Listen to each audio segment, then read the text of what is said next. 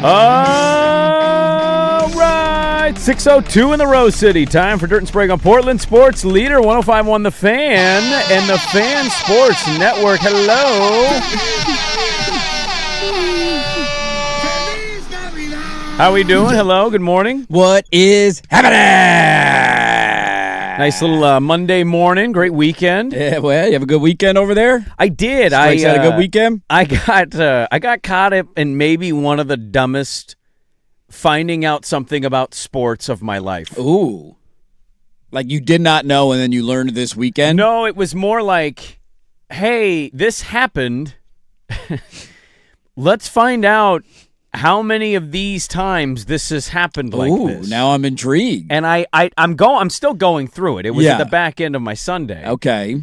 I was wondering with an NBA trade that happened, if Zachary Risacher is the second worst number one overall pick in NBA history. Ooh, yeah. Has there ever been one, because he's been in the league for 2 years? 2 years and traded away as the number one overall pick 2 years into his career. Yep. Has any number one pick been traded quicker than that? Anthony Bennett has one registered season with the Cavs. And that's it, and then they got rid of him after 1 year. Went to Minnesota after Yeah. that. Now, he was there prior, then there was a LeBron pick, right? He came back after the Bennett pick, and that was that part of that trade? No. Was that Bennett, I think in Bennett different was windows? the year after LeBron left. Okay, got it. Because they had 2 or 3 straight years of them. They did. I remember that. And one of them they traded in the moment to get LeBron It was back. Wiggins. The Wiggins trade, Wiggins right. was the one And he traded. never played a game in a Cavs uniform. That's a fun thought process because I saw that name thrown in there in the trade yesterday.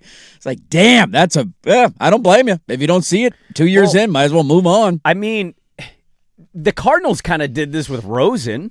They did 1 year in. They gave him 1 year as a starting quarterback and then gave up. He wasn't the number one overall pick, but he was a top 10, right? He was back in the top 10. He was sixth. Wasn't he Was he sixth or sixth? something? I think he's in that top 10. I know he's in the top 10, but he was somebody that going into that draft, he was talked about as maybe the best quarterback. Yeah, I certainly love Josh Rosen. He had a hot tub in his dorm room. What's there not to love? Was that the Baker Darnold draft? I believe so, yes. Okay. So he was in the Baker Darnold sweepstakes draft, talked about as maybe the number one pick. We all thought he was pretty damn good. UCLA wasn't like utterly amazing, but he had the A&M comeback, and he had all these moments. He had weird personality. He was 10th overall in that draft. And that he fell was 10th. Baker went 1, Darnold went 3 to the Jets, and then you had Josh Allen 7 to the Bills. Josh Allen draft, and then Rosen. That was also the Lamar draft. Yeah. Who went in the back end of the first round, the very last pick of the first round. Yeah. He went 32nd overall, and they gave up on him after 1 year. It was like, we know what he is. We've seen it. We're done. We're going Kyler Murray. And time ended up proving them correct because no matter where he went, he never ended up having an NFL career.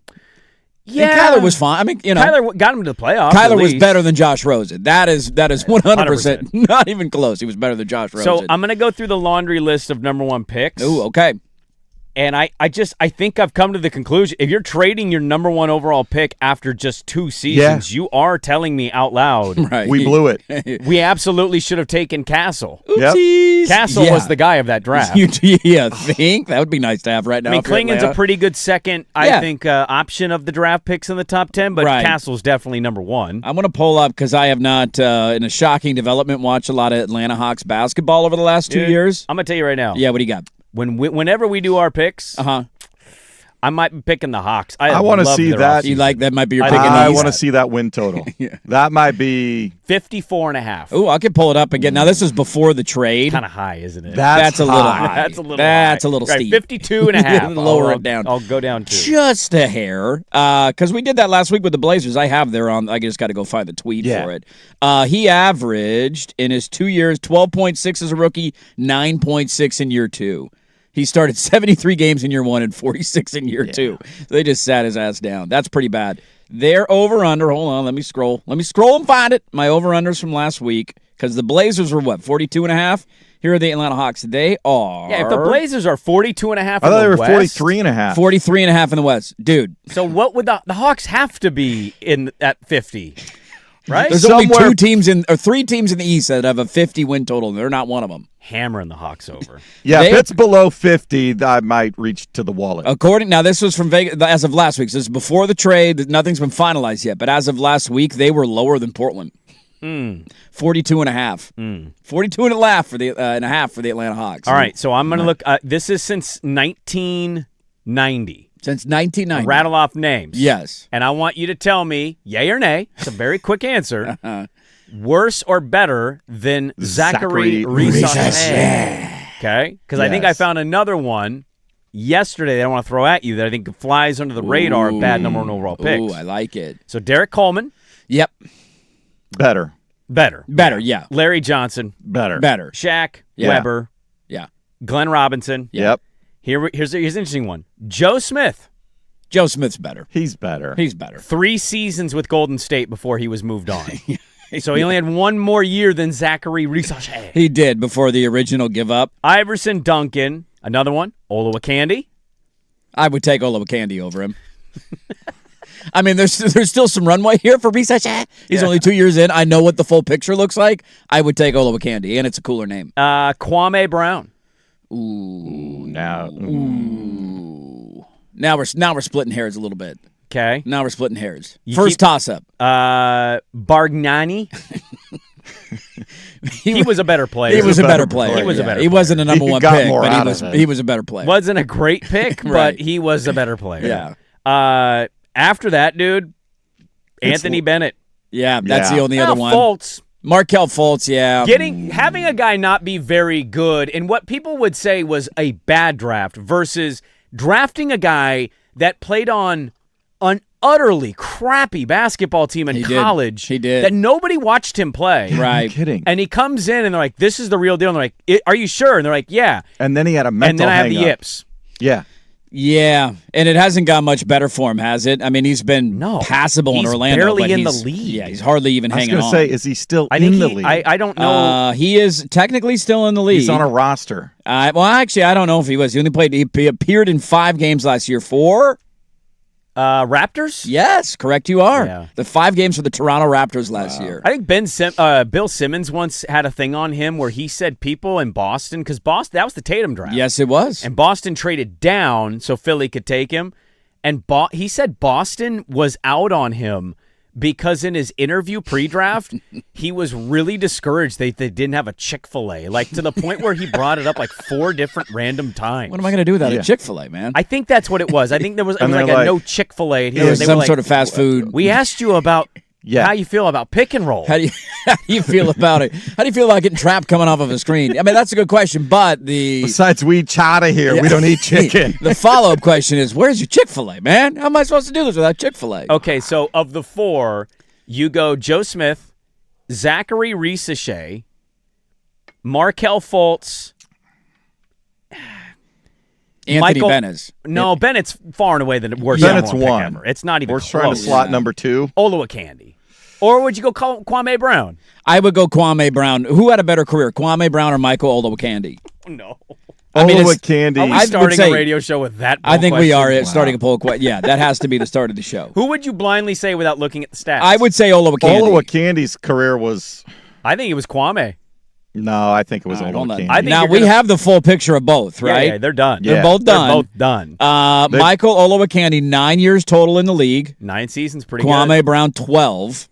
Now, do you want career averages? Yeah. Is that how we judge this? Yeah, just because you were on a roster for 3 years longer. Kwame was Kobe's bitch there for a while. He was. Career averages for Kwame Brown, 8.3 points per game. No, sorry, this is Olowokandi. 8.3 points per game, 7 rebounds. 7 rebounds. How many blocks? How many blocks? Let me see. Blocks. Your centers. 1.4 for for the career. Kwame Brown, you ready for this? Yeah. 6.6 points per game, 5.5 boards, and 0.6 blocks. Yeah. And 3 more seasons. Way better. But 3 more seasons is stretched out to how many years of him not playing Well, how high-level many minutes? total games, though? He was on a roster. Games? What did he actually play? Kwame Brown, 607 total games. Michael Olowokandi, 500. Yeah, so he's 100 extra games to be irrelevant and bring his averages down. Olowokandi had 2 years averaging double digits in scoring. Kwame Brown, 1 year averaging double digits in scoring. Yeah, give me the candy man. I think I'm taking the candy man. The pride of the Pacific Stockton. Can we put an option on the poll that just says they both suck, I refuse to vote? I don't want to vote for either of these guys because they're both terrible.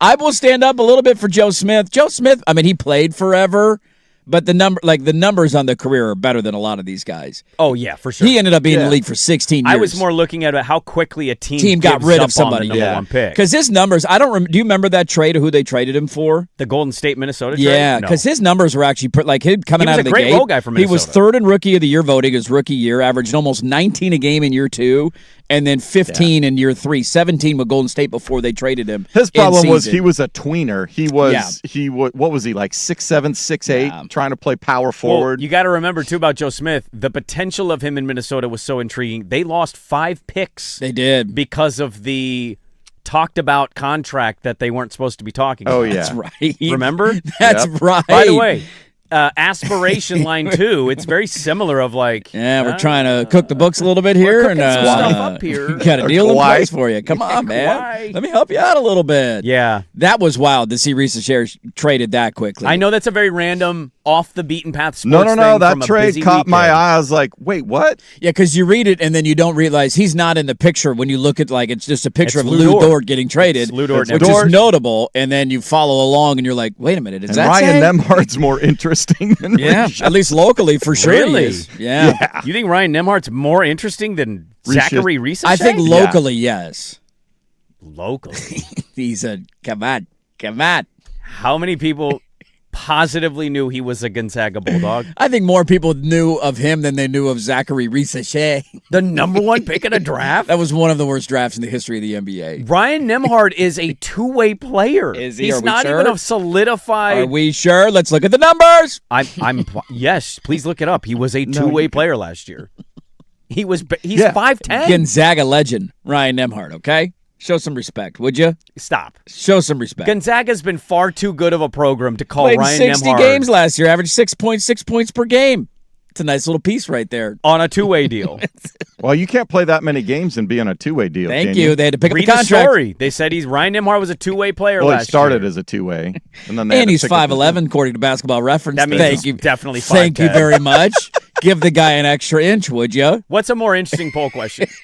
Olowa Candy or Kwame Brown, or asking if Ryan Nemhard is a Gonzaga legend? Come on.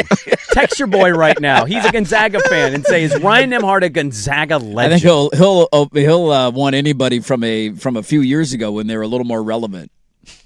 I just calling him a Gonzaga legend's doing a bit of lifting there, I'm isn't it? gonna go look up his college stats. So I need to look up Ryan Nemhard's college stats, huh? Do I need to look that up? They were solid. They were good. not I know. over the top. They were not incredible. They weren't either. But it also just sums up how bad Risa Shea is, that's even the conversation we're having, that after 2 years, nah. I also, we have had a tendency in Portland over the years to cling a little bit to guys, and some would maybe argue we're doing that with 2 guards we drafted in the top 10, not willing to move on from them. And there's just, there is a massive level of respect when I see an organization you know what? We're going to take this one on the chin. People will kill us for trading the number 1 overall pick 2 years in. It's clearly not the right I pick. didn't even want to play him So last what year. are we doing here? Why are we pretending as if this is going to be a thing? It's not going to be a thing, so let's get something for him. Is it the same front office crew that drafted him that traded him, or did they have some turnover? Yeah. Okay. Yeah, and they pivoted very quickly. They said Lou Dort will be a great asset for us. Good defensive player. We You know give what he Capper- brings. By the way, Oklahoma City and all of that trade, brilliant trading. Oh, yeah. They got a $17 million trade exception. Trade exception. They got below dumped the second salary. apron. They won't pay a $100 million tax break. They have 400 second-round picks they can help in trades. And they picked up an option. You know what that means?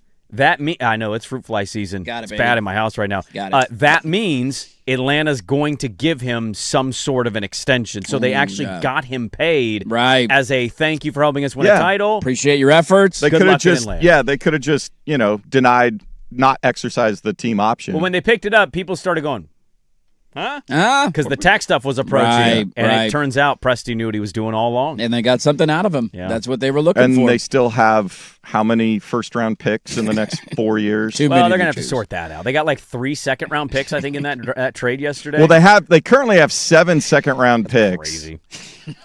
so many, man. They have a 2027 first from Denver. That's protected 1 through 5, so probably going to them. 2027 first from the Spurs, protected 1 through 16, so probably going for them. And then the swap rights with the Clippers. They might have 3. They will likely have 3 first-round picks next year. Unless the Spurs or the Thunder are drafting either in the top 5 or the top 16, they will have 3 first-round picks next year in the draft. Yeah, well. Happy Monday, everybody. Welcome into the radio program. Yeah. Debating number one pick history of NBA stuff. Your weekend went a little bit better than mine. I'm pretty sure I had the Sunday from hell yesterday. I might have the worst Sunday of anybody who's ever Sundayed before. Wow. Wait a minute. I had a pretty bad Sunday. We only got a couple of minutes here. Pretty bad Sunday. Yeah, Please you buried share. the lead, I guess. I'm sorry. Dude, well, first off, Did you have money on Sam Burns? no, I did not actually bet. I did lose money on the Open. I had sprinkled all over the place. I did not have Ryan Fox on Give my me a big take. board, unfortunately. Quick take. I'm done betting Scotty in final rounds. We're out on Scotty. Yeah, It's he over. only wins when he's in It's full. over. Who pulls a He's He free can't good? chase, man. He can't chase. He can't chase. He's dude. Tiger. He's the new Tiger. He's Make the a damn lead putt. horse, man. Jesus. You get him out in front, nobody can catch him. But you get him from behind, he's not running you down on Sunday. Where That's did that not- ball land that he hit with the 3-wood over He didn't the want to hill? know. Did you see him tell? He was like, "Don't find my ball, please. I'd like to drop over here. Stop looking for the ball. Stop looking for the ball." It's I swear the TIO. hole's a little more right than where Getting he a just drop out of this. aimed, but whatever. Dude, it was first off the most like two-year-old day of all time. Like just a miserable day with the 2-year-old. Nothing was flying, nothing was working, everything was meltdown city. It just was a disaster all day. Woke up at 6:00 too after being up at 3, so there's no sleep on top of it. Then the dog's giving me the look at about 6:50. We're all up, ready to go. Let's go attack our Sunday. Gives me the look like I gotta go take a dump. I always take a peek in the backyard to make sure that nothing's out there and Raccoon, there's nothing skunk, happening. something, Right? yeah. Take a peek. All right, nothing out there. Go take your dump, little guy. You'll be all right. And then all of a sudden, I'm like, he's still been out there for a while. Usually it's a quick dump and a run back in. He's not a hang outside dog. He likes coming immediately back inside. Did you find a critter? Outside a little too long for my liking, and upon his arrival back into the house, there was the immediate Skunk? and he got sprayed. That is the absolute worst. He got sprayed. And it is 6:57 on a Sunday morning. I'm still in boxers. I haven't even put clothes on yet. And my entire day's over. The entire day's over. And trying to get the smell out of the house. I probably did 12 loads of laundry yesterday. How many baths Or like did Bubba get? He got 3 baths. What do you and bathe it's him still with, by the way? Dude, There's some special skunk stuff you the can. wife looked it up, but the brutal part is Well, every store's closed at 6:55 Sure, a.m. she found like a homemade cocktail thing of like a Dawn dish soap and a hydrogen peroxide and a this and that, and it got the majority of the smell out.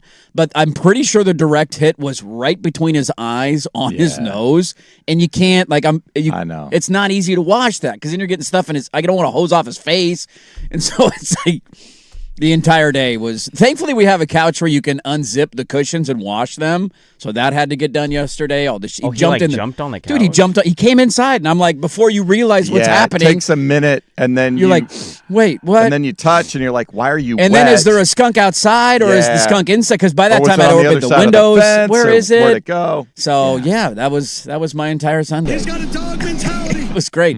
And then I saw the bastard this morning leaving. We have millions of them in our neighborhood. And I'm not wondering, Was he Pepe Le Pew in it? is Just there a up and weapon looking that at I you? could purchase just in case I come across one You're going to kill it? that would not wake the neighborhood up? Yeah. Oh, Hit it with a BB gun like 9 times. Do you think a BB gun would do it? I don't know if that kills a skunk. I don't know if it kills it, but like you I don't- put 9 in it, it's not coming near you. you need again. like a James Bond silencer, is Like, what you're looking yeah, for. like, is there like a soft pellet gun that I could buy with like a silencing release that I could, just in case I see it, Did you hit it with a taser? taser. Would that work? And then you got to run How quickly. close do you have to get with a taser? Though? I don't That's know. The problem. That's the danger. But I walked out of the house this morning, walking to the truck. He's scurrying in front yards, 2 houses down, and I'm like, damn it, I want to shoot that thing. I don't see live skunks very often. I normally just see them dead on the road because we don't have that problem. Can I ask you a really dumb question?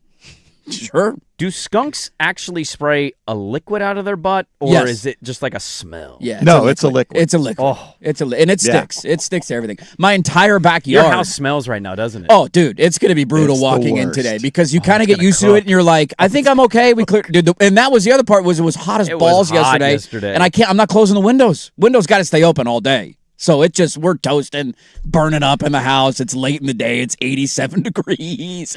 My balls are sweating. It's fun. You know what that means for the show today? Here we go. He's gonna get feisty and I'm going to start spicy. yelling about something at some point. One of you two jackasses is going to set me off. I'm going to okay. lose I my saw your mind. boy Dak said what you did. We're ready for the Super Bowl. Hey, come on, Cowboys. There's my Cowboys, baby. Well, we got a loaded show today. We have 2 guests. We do. We're gonna do a weird thing. So I did not piece things together in my mind. I drove back from Tacoma yesterday, so it was like my brain was all over the place. We're going to join, Bill Connolly's actually going to join us in Cafe Day Dirt and Sprague today. Yeah, he's going to be in the cafe. We'll see what he wants for breakfast. It's nice to have breakfast with a friend. He heard about the new chef. He heard about the new chef. I want to come try your omelets. What do you got? We'll do the full rundown in the waiting room with you at 6:45. We'll get to Bill Connolly and do a football segment with him. Dirt's going to do a football question. I'm going to counter with a football question. We're going to have our orders up, ready to go with the chef, and Bill Connolly's going to join us. We'll talk hodgepodge of things with him at 7:04. And then at 8:27, Chip Alexander, who is a writer in Raleigh, North Carolina, is going to hop on and tell us what it was like to go through the Arena District funding with Tom Dundon. Because right now, I don't know if you've read, it doesn't seem to be going swimmingly. Not a great update last night, Bob. No, not a great smooth update. operation. So we'll get to that with the Jason Quick article that came out last night at 8 a.m. It is a loaded show. Dirt and Sprague, let's get it going next on 105.1 The Fan.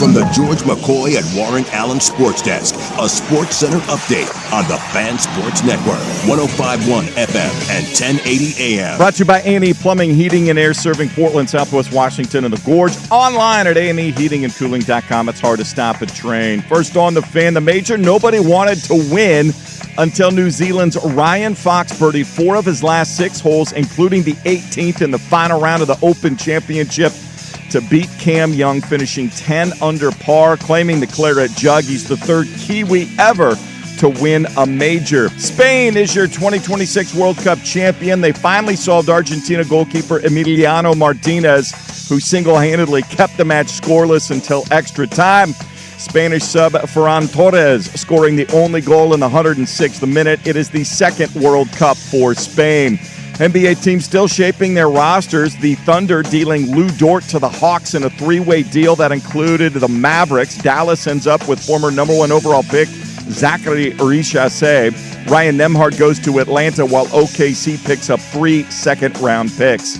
I'm Jason Swigart from the George McCoy at Warren Allen Sports Desk. Don't call your mom, call George McCoy at warrenallen.com. This is the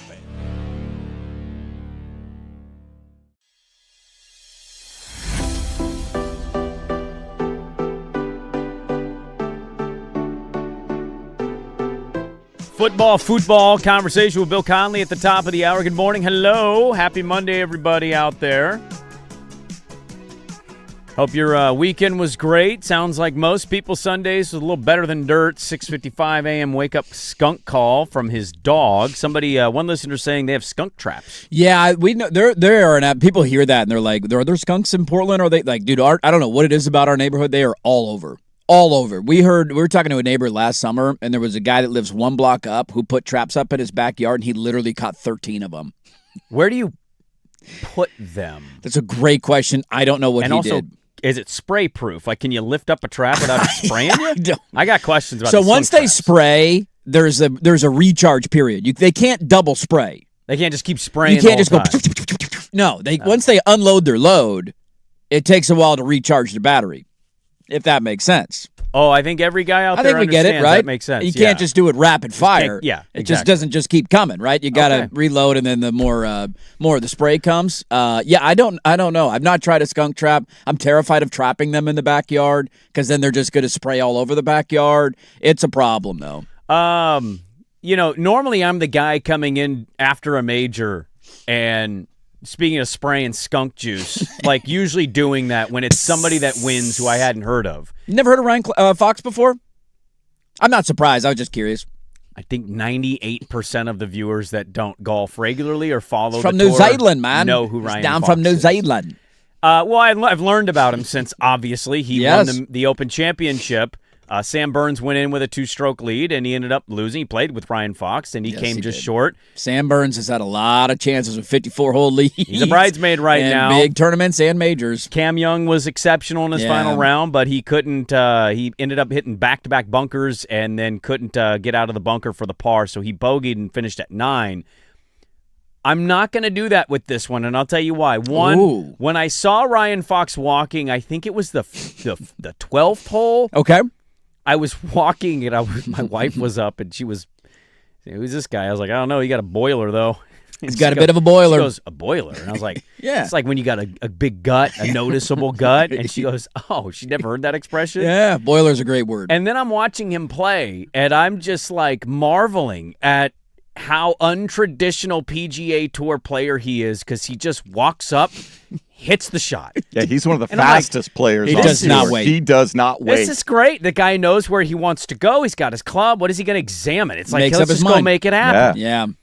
And so I'm watching this, and I had to leave right as he got to 18. And I'm like, because we were in Tacoma, and I'm like, no. I got to watch this. So I sit in the car. I got it on my YouTube. Let's see the last hole, right? It'll be a couple minutes. Perfect drive. Yep. I'm like, okay, now you're starting to like, oh my god, if I birdie, I can win. If I birdie, I win. Just kills it. It's a 176 shot. He probably hits it 170. I don't know. What was the distance there? 2-3 yards? It's about a 6 or 7 foot putt. Yeah, okay. I mean, it was right there, inside 10 feet. So he's stuck it right where he needs it. Now you're like, dude, that's a little lengthy of a putt for a walk-off birdie win, but man, if he hits it. Dude, he gets up to the green, grabs his putter. They calculated 22 seconds, according to CBS Sports and The Athletic, between him grabbing the putter and him walking up to his ball to hit it. 22 seconds. Boom. Drains it. Walk-off win. Ryan Fox wins the Open Championship. I can't be mad. He's a Kiwi. Can't be mad. Got a boiler. Yep. Can't be mad. Just wants to hit the ball. Stop examining. Stop walking with your legs, but with the hole between your legs to examine, looking at every conceivable angle. Just go up there and hit your line. And he did it. So I normally crap on the outcome of these things. Sure, the no-name guy that wins the major. I think I can give an exception here because of all the things I've laid out. Dude, it's a really fun backstory because once you read about him and understand, like, he didn't start playing golf till he was 13. He didn't play in a tournament till he was 18. He didn't get his PGA Tour card, I want to say, till he was like 34. Like, dude, he was just a journeyman on the European Tour. He's winning tournaments in Australia, and it was like, I guess I'm one of those guys that probably contemplated too many times to count, do I really want to do this for a living? It's not making the earning that I wanted to make, and I'm grinding, and I'm traveling constantly. I got young kids at home. Like, it's a really fun story for that reason, and then you add on top of it what you highlight. And it's one of the things that I've always, like, I remember watching him. He got exemptions long time ago into major championships, but when he got into kind of playing on the PGA Tour and you see the name a little bit more on a regular basis, there is the idea of, like, who is this guy? He's a Kiwi, seems kind of fun. And then you realize how quickly he plays, and I immediately love him for that, because with him playing that fast, it's something that resonates with me as somebody who loves playing golf. There is would you guys stop talking to each other while I'm having a conversation? It's the computer. YouTube's fine. That computer sucks. We're okay. All right? You two cut it out over there with your side conversations in my headphones while I'm trying to have a conversation on the air here. Thank you very much. It's embarrassing. You guys are talking back and forth. But he plays fast, and I love that. Taking 22 seconds was, like, in the moment, Burns misses his putt. And you're like, all right, let's let the moment breathe a little bit. And next thing, they didn't even have time to react to it. He's already standing over his ball, hitting the putt. And he drained it, and to watch him win it and to hit those 3 shots he hit on 18, it was remarkable, man. Like, it's not the biggest name. It wasn't Scotty. It wasn't Rory. But it came down to the last hole. There were relevant names involved in Cam Young, who won the Players' Championship and has been in the mix a ton. Sam Burns has been one of these guys that's like next in line to win a major. He's been close a lot, but he hasn't done it. So you got decent-sized names. I mean, we were 2 putts away on 18 from having a 3-way playoff. A Burns make and a Fox miss, and you got a 3-way playoff in the Open Championship. How did they do the overtime in the Open Championship? That's a great question. I can't remember the last time we had one. It's been a minute, so I'd have to go look it up. But he ended up making the putt, and it became a moot point. It was fun, man. He was kind of out of nowhere, and I thought the moment he won the tournament for me wasn't even the last hole. It was on the 15th or 16th. I can't remember what the par 3 was. But he hit a shot where he was up against the lip of one of these Open Championship bunkers, and there's nothing that he can do. And the day before, Bryson was in a similar spot. Medicine. Dude, he just stepped up and he hit it backwards and he saved a bogey. And he fist pumped when he made it. Was like, that was a big moment. And there was the day earlier, Bryson had a similar bunker shot where he's trying to hit it and he's like on his knees, on 1 foot. And it took him 10 minutes to figure out how to hit a terrible bunker shot, and he ended up making bogey. And Ryan Fox came up. End of a major championship. You're trying to win it. You got screwed with a bad lie in a bunker. And he just says, all right, hit it backwards, make a bogey, move on to the next hole. And that was the moment I'm like, damn, this guy's got it today. And he finished it off on 18. Swag, let's keep the count. That's 1. That's the first time we've pissed him off in the show. I think we're going to get to 5 today. I think there's a shot.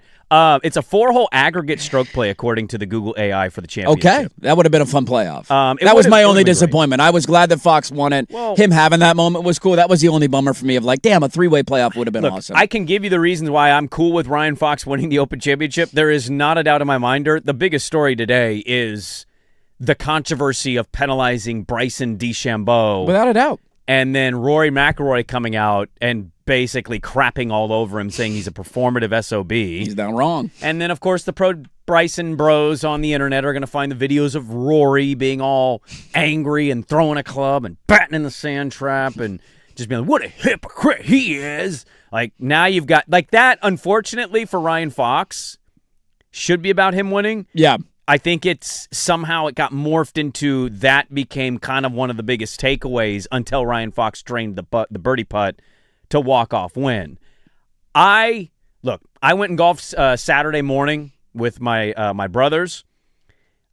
I saw the penalty stroke thing the day before, and I came in, and I was behind, so I was like, is he playing? I missed if he teed off, because the rumor was he wasn't going to play it. I'm like, get out of here. That's why everybody was livid at him, because they didn't find out their tee times Friday night for Saturday morning until almost midnight. It's just... Because he would not commit to playing or not. It's ridiculous. He made everybody stay at the course till midnight, and everybody's like, I got to wake up in the morning and play, and I don't know when my tee time is. Can both things be true, that you don't agree with the penalty assess, but also, like, stop being a whiny little bee and just go play, man? Like, if he would have chose to bow out, I would have permanently blocked him on my YouTube. I would have never consumed any Bryson content the rest of my life. Like, what a whiny little bee. Did you ever see the other report that came out yesterday of what he wanted to do and was shut down? I did not. And I could have predicted this for, you could have given me, I would have bet my entire life savings to bet this on Kalshi. This would have been stinking it up if I could find some damn Let me play audio. this fun game, because I almost texted this. I texted it to another group chat. I almost texted it to you guys of like, mark my words, I guarantee you he's going to do this. Who do you think he tried to call? Oh, no. Yep. Yeah. Yep. There's a couple of confirmed reports that he was threatening to call the president of the United States to get him involved, to call the president of the RNA to get them to overturn the two-stroke penalty, because he does it for red cards. So why not for me in the Open Championship? How much money do you have to donate to the president to get him to overturn a two-stroke He didn't. They penalty? ended up shutting him down. They were like, "You're not doing. No, we don't." And he, like, everybody put the kibosh on it. I gotta be honest, I'm a little surprised you telling me that he actually decided to not follow through to help Bryson. I think there was enough people around him like, this is not going to impact it at all. Like, well, the other problem was he was over in it was the RNA. You think they care? They don't give a rip what the president is going to say. This isn't the FIFA World Cup where we're the host country, you moron. Like, you went and wanted to be a tattletale? Dad, take my two-stroke penalty away. Yeah. That is such a little B move. I'm such an in-between on this and dude. I don't care at all what the opinion is. He blatantly cheated. You thought he blatantly cheated? Yes. Yeah. We've all been there. We've all done that before. Have we not? Hand up. And when you do it, you know exactly what you're doing. Now, if I do it on a Saturday at Eastmoreland, nobody bats an eye because we're not playing for any money, and I don't want to have a bush in my backswing. But guess what, bud? It's illegal. What do you mean? I just like to walk to see different views. I made the comment. I definitely don't trample bushes. We were on the air because it was that tee shot that he hit way right. We were on the air making fun of how far right it was, and I made a comment during the break of like, don't be cheating in there, because he's stomping around on stuff. Stomping all over. In the middle of a commercial break, and then it comes out. Can I ask you this, though? Yes. Because we need to go. We got a waiting room to get to with Cafe Day Dirt and Sprague today. Yeah. My problem is that you're not assessing this stuff as we're going.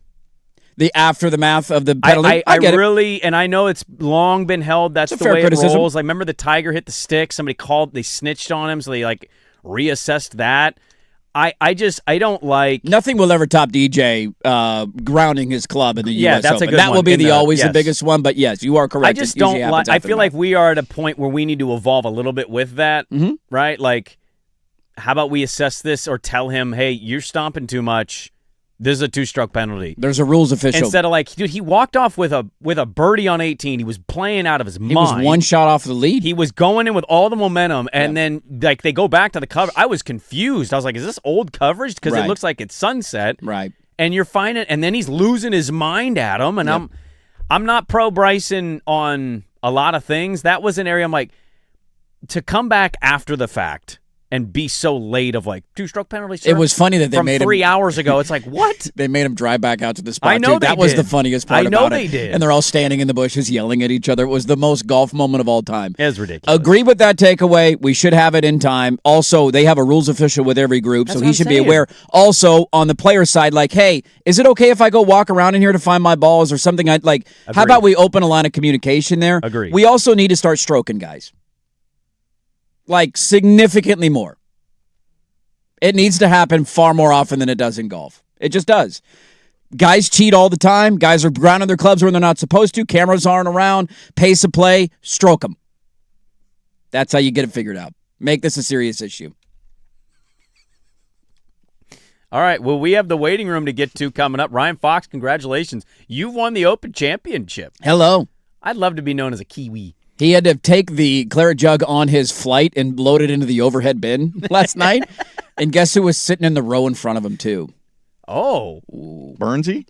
Cam Young. Oh. I think Burnsy feels worse than Cam Young. You think so? Yeah, Cam Young had a great final round, but it was like he was in fuego. Sam Burns had the lead going into the final round and played with him. There was a great video of Sam Burns was really good with him too. He was. He was. There was a great video of Cam Young on the range, and you could just hear the when he hit the birdie. I saw him. He just turned around, put his club back in his bag, like damn it.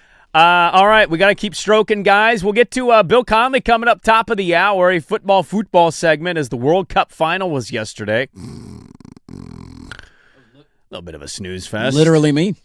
But it came down to the wire for all we talk about with Spain. So we'll talk World Cup, little football with Bill Conley, top of the hour. The waiting room of Cafe Day Dirt and Sprague is next on The Fan.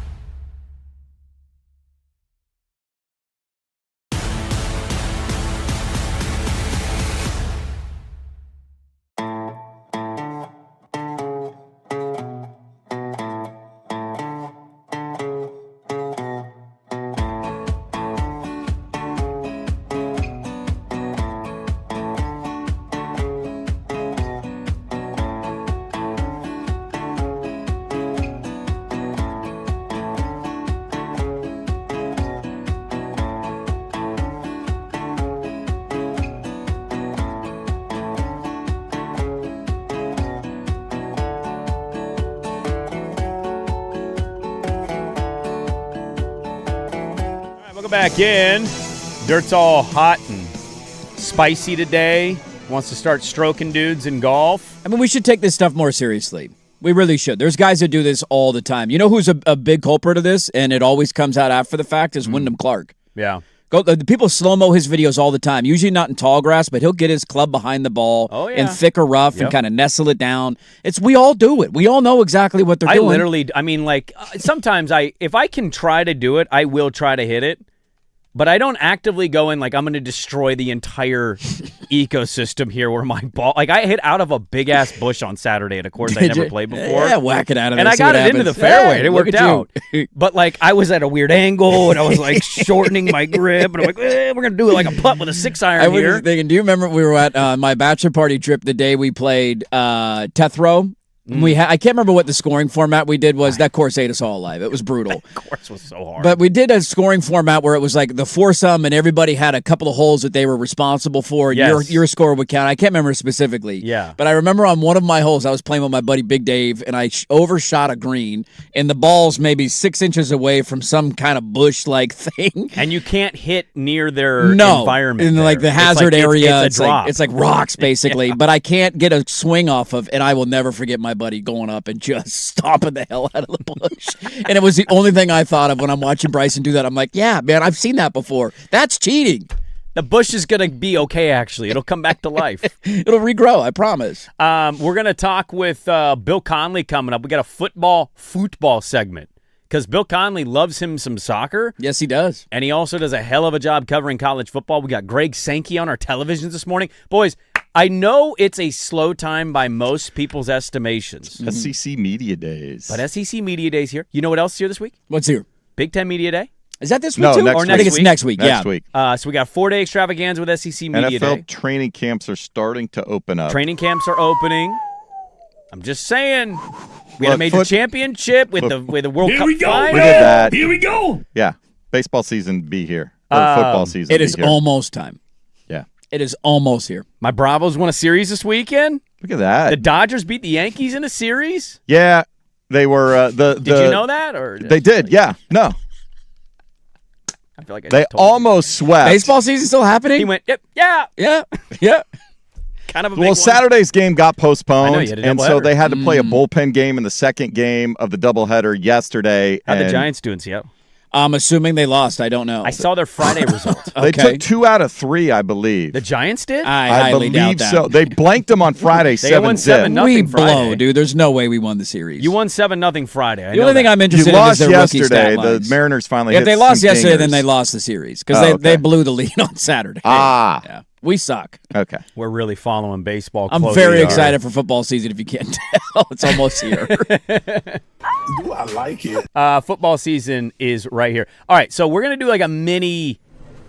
Hey, you don't need to pod that up. We're in the waiting room here. We're We're not, out in the we're lobby. not sitting in the restaurant. We We're in haven't the sat lobby. down yet. We're on the leather You're, couches you're out holding front. your little buzzer beeper thing I want waiting in you- the parking lot. Is that what you're telling me? We're going to sit down Because with we're so Bill. popular now. We're going Yeah. to sit down with Bill in the restaurant. Oh, okay. And then we'll make sure the order up as we go will be all right. Okay. So let's get to some World Cup-based things here with some audio. Mm-hmm. A little preview of Cafe Day Dirt and Sprague. And start with, we had a halftime show Yeah, we did. that one person really hated. Take a listen to Wayne Rooney. I'll be honest, man, was when it finished. Didn't enjoy it. I like a lot of the matches, but I thought it was crap. So miserable. That's it, honestly. Tell you what else you get on the BBC, honest reviews. What about the macaroni? Could I get to? It just didn't get me going. I think it was Bieber that kind of brought you down, wasn't it? I think Yeah, it Bieber was was too flat. a bit slow for you. So It's that's too flat. Wayne Rooney hated Justin Bieber, Madonna, BTS, and Shakira. Shakira was the only notable one. Shakira was the star of the Shakira. show. and that always was one the of most notable FIFA's. one. That was actual FIFA World Cup sanctioned song theme thing. Why that didn't she they do did. the whole thing? Yeah, I know. Why do I have Ted Lasso introducing him was fun. Why do I have Justin Bieber playing a slow acoustic guitar at I don't halftime? know. That's dumb. Madonna's like 97 years old, held together by 8,000 surgeries, has to pre-record her entire thing and only slowly walk out and do an arm raise like the entire thing was live with two fat-ass That was former dumb. players. I'm with Wayne Rooney. That was dumb. BTS. What is this? What are we doing? That's Korean pop. I'm aware of that now. It's the world's game. I mean, yeah, you got Canada, America, South Korea. How about just more South America? And South America. How about more South America and it all be South You got America? four like representing nations. That's in all. that That's halftime all show. that I need. Okay, that's all that I need. I did see Shakira shaking. It was great. That's always great. Fun story, by the way. Side note, real quick. Yeah. Jim. What's the leader name in North Korea? I'm just blanking. Kim Jong-un. Kim Jong. I was gonna call him Jim. Jim Bob. That's what's his name over there? Jim Bob. Jim Un.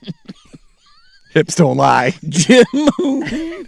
It's the American version of him. That's his cousin. He lives in Baltimore. It's like Asian Jim in The Office. It's like the white version of him. What happened to Jim? Anyways, I read a story that he's actually getting frustrated because BTS is taking over in North Korea. Oh, and he can't do anything about it? Like, they're becoming more popular. People He's are like, aware. "Oh, He can't block him on the I'm gonna internet. feed you to dogs. It's like, uh-oh. So we had the World Cup halftime show. We also had how about this? The pre-final match speech. Who would you bust out in New York? A Scientologist, that's who I would pick. Tom Cruise. So as we gather for one final chapter, let us celebrate a tournament that brought the world together. Let us celebrate each other. This is football. This is unity. And this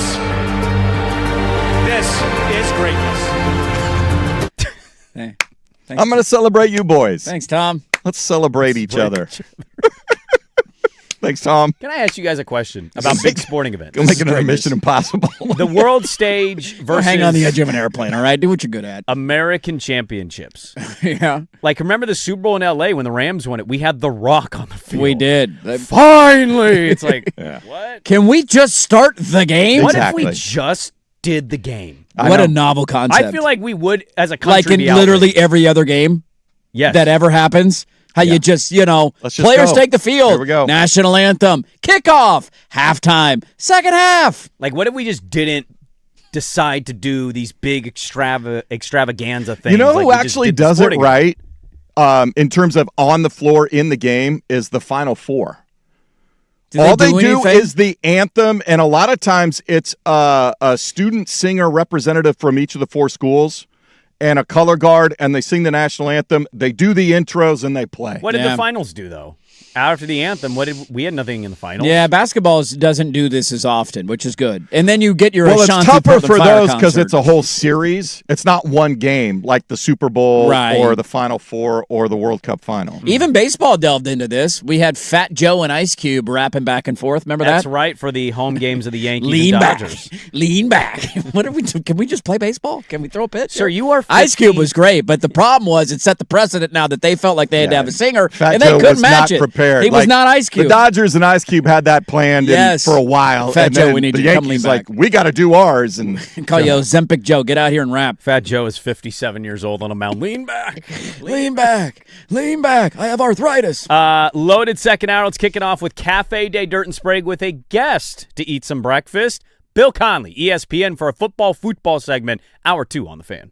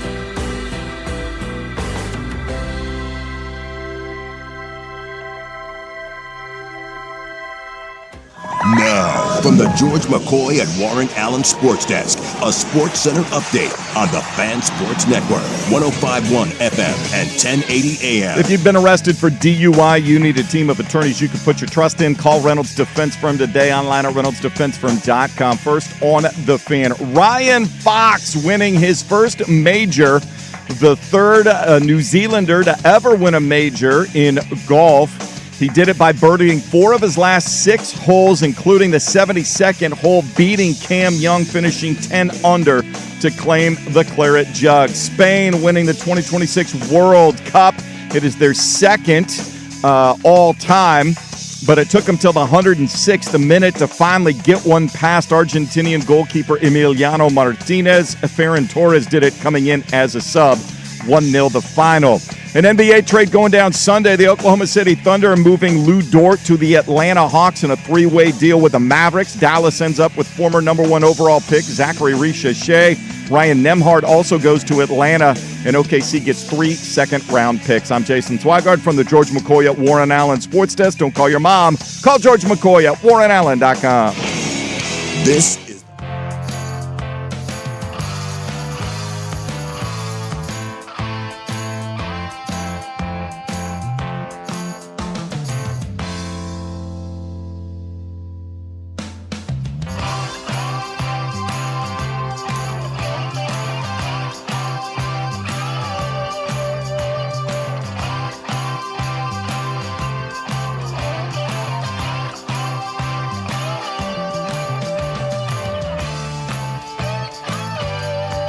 Hour number 2, Darren Sprague here on 105.1 The Fan and the Fan Sports Network. Good morning. Hope your weekends were great.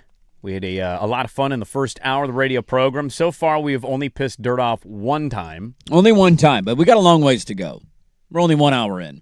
We are only one. Maybe we have 1 per hour. Maybe that'll be. We'll finish with 4 in the show. Hit our quota this hour. Let's see what it is. Yeah. If you missed any of the fun from hour 1 or any of the hours of the radio program, you can always check it out. 105.1thefan.com or wherever you get your podcasts. We podcast the show every day once we get off the air. We'll continue having a lot of fun, and we have 2 guests, one of which we're going to hear from in just a minute, Bill Conley of ESPN. Yes. We're going to have a football segment. So the World Cup final was yesterday. It ended. Bill is a big soccer guy. Yes, he is. But he also covers college football, and so we've got Big Ten Media Day next week. We got SEC Media Day kicking off literally right now, as Greg Sankey has already given his opening comments. And so we'll welcome Bill Conley into Cafe Day Dirt and Sprague here in just a second. And then in the 8 a.m. hour, we will dive into the Jason Quick article that came out yesterday evening. Things are going great. Our city officials and Tom Dundon are best friends. Yeah. And at 8:27, I promised it on Friday, so I tried to deliver, and I think I did. Chip Alexander, longtime sports writer in Raleigh, will join us to relive the beginning moments of Tom Dundon and the Hurricane experience, because although politically they may be a little different than us, they had a little bit of a, are we going to fund an arena district? Yes. And also, by the way, they've started renovating their arena. Right. So I just want to see, did they just kind of just give it all to Tom and never push back at all? What the experience was like? Are there union workers in their arena? Because that seems to be a sticking point. One of many sticking points. Taxes is obviously going to be a sticking point, right? As it's off to a bit of a shaky start here in Portland. He's got a great Twitter handle too, by the way. His Twitter handle is ice_chip.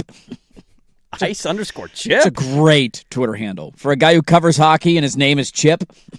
It's a 12-minute segment. I don't want to lose too much. You may need to kick it off with, why is that the Twitter handle? He's the Ice Chip. That's what they call him, man.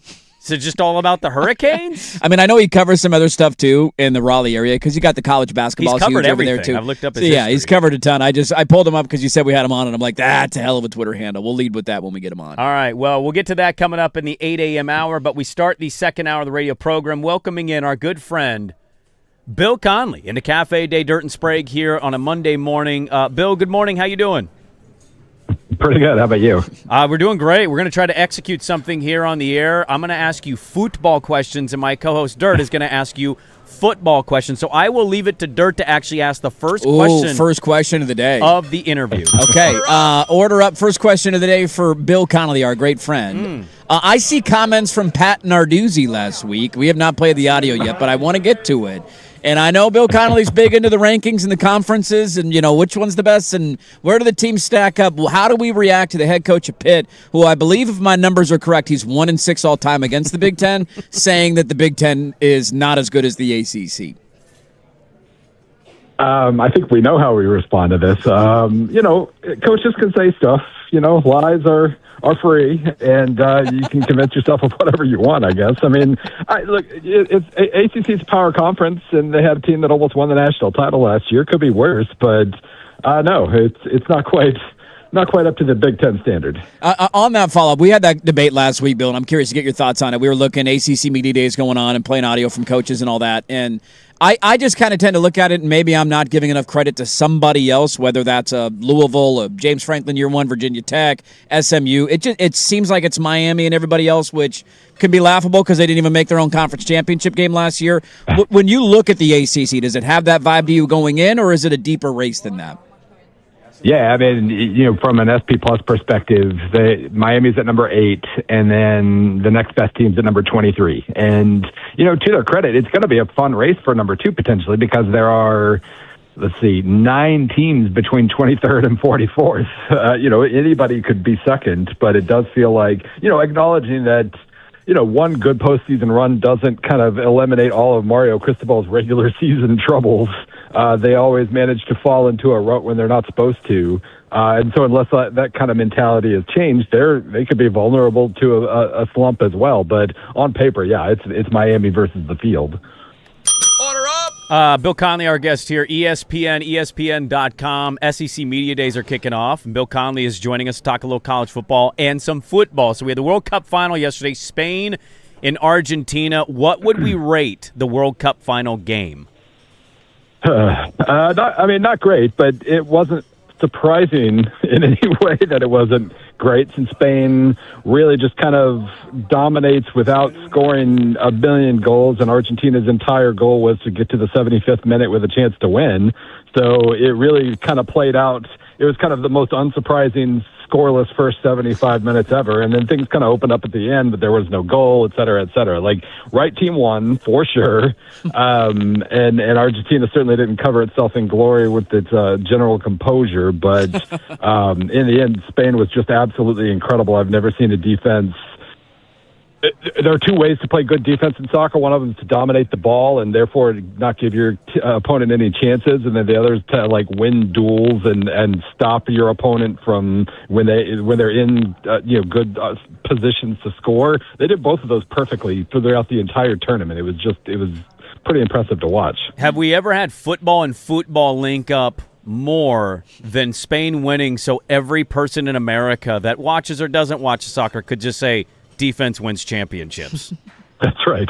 If they don't score, you don't lose. That's soccer. That's every Texas high school football coach. That's pretty much everybody. Order up! Yeah, we're looking at the new look Pac-12. By the way, this is being bilingual in football is a phenomenal skill. It's great. That very few people have. I thought it'd be a lot of fun with it. It's like going back and forth to an English and Spanish in the same interview, and I'm incredibly impressed. Looking at the new look Pac-12, I've been having conversations about Oregon State. We had Phil Steele on last week, and he said he's been doing his magazine since 1995, and Jamarcus Shepard was the first coach that never gave him, that refused to give him any sort of indication on a depth chart. He called him and he was like, can you just point me in the right direction here? And Shepard said, no, I'm not going to do that. He said that's the only time it's ever happened to him in 30 years of making the magazine. That leads people to wonder, does Shepard know what he's doing? Is this is he outsmarting the room here? When you look at the new look Pac-12, kind of similar to the ACC question, is it Boise Gap, fill in the blank from there? Is it more jumbled near the top? Because he kind of gave us a separation of,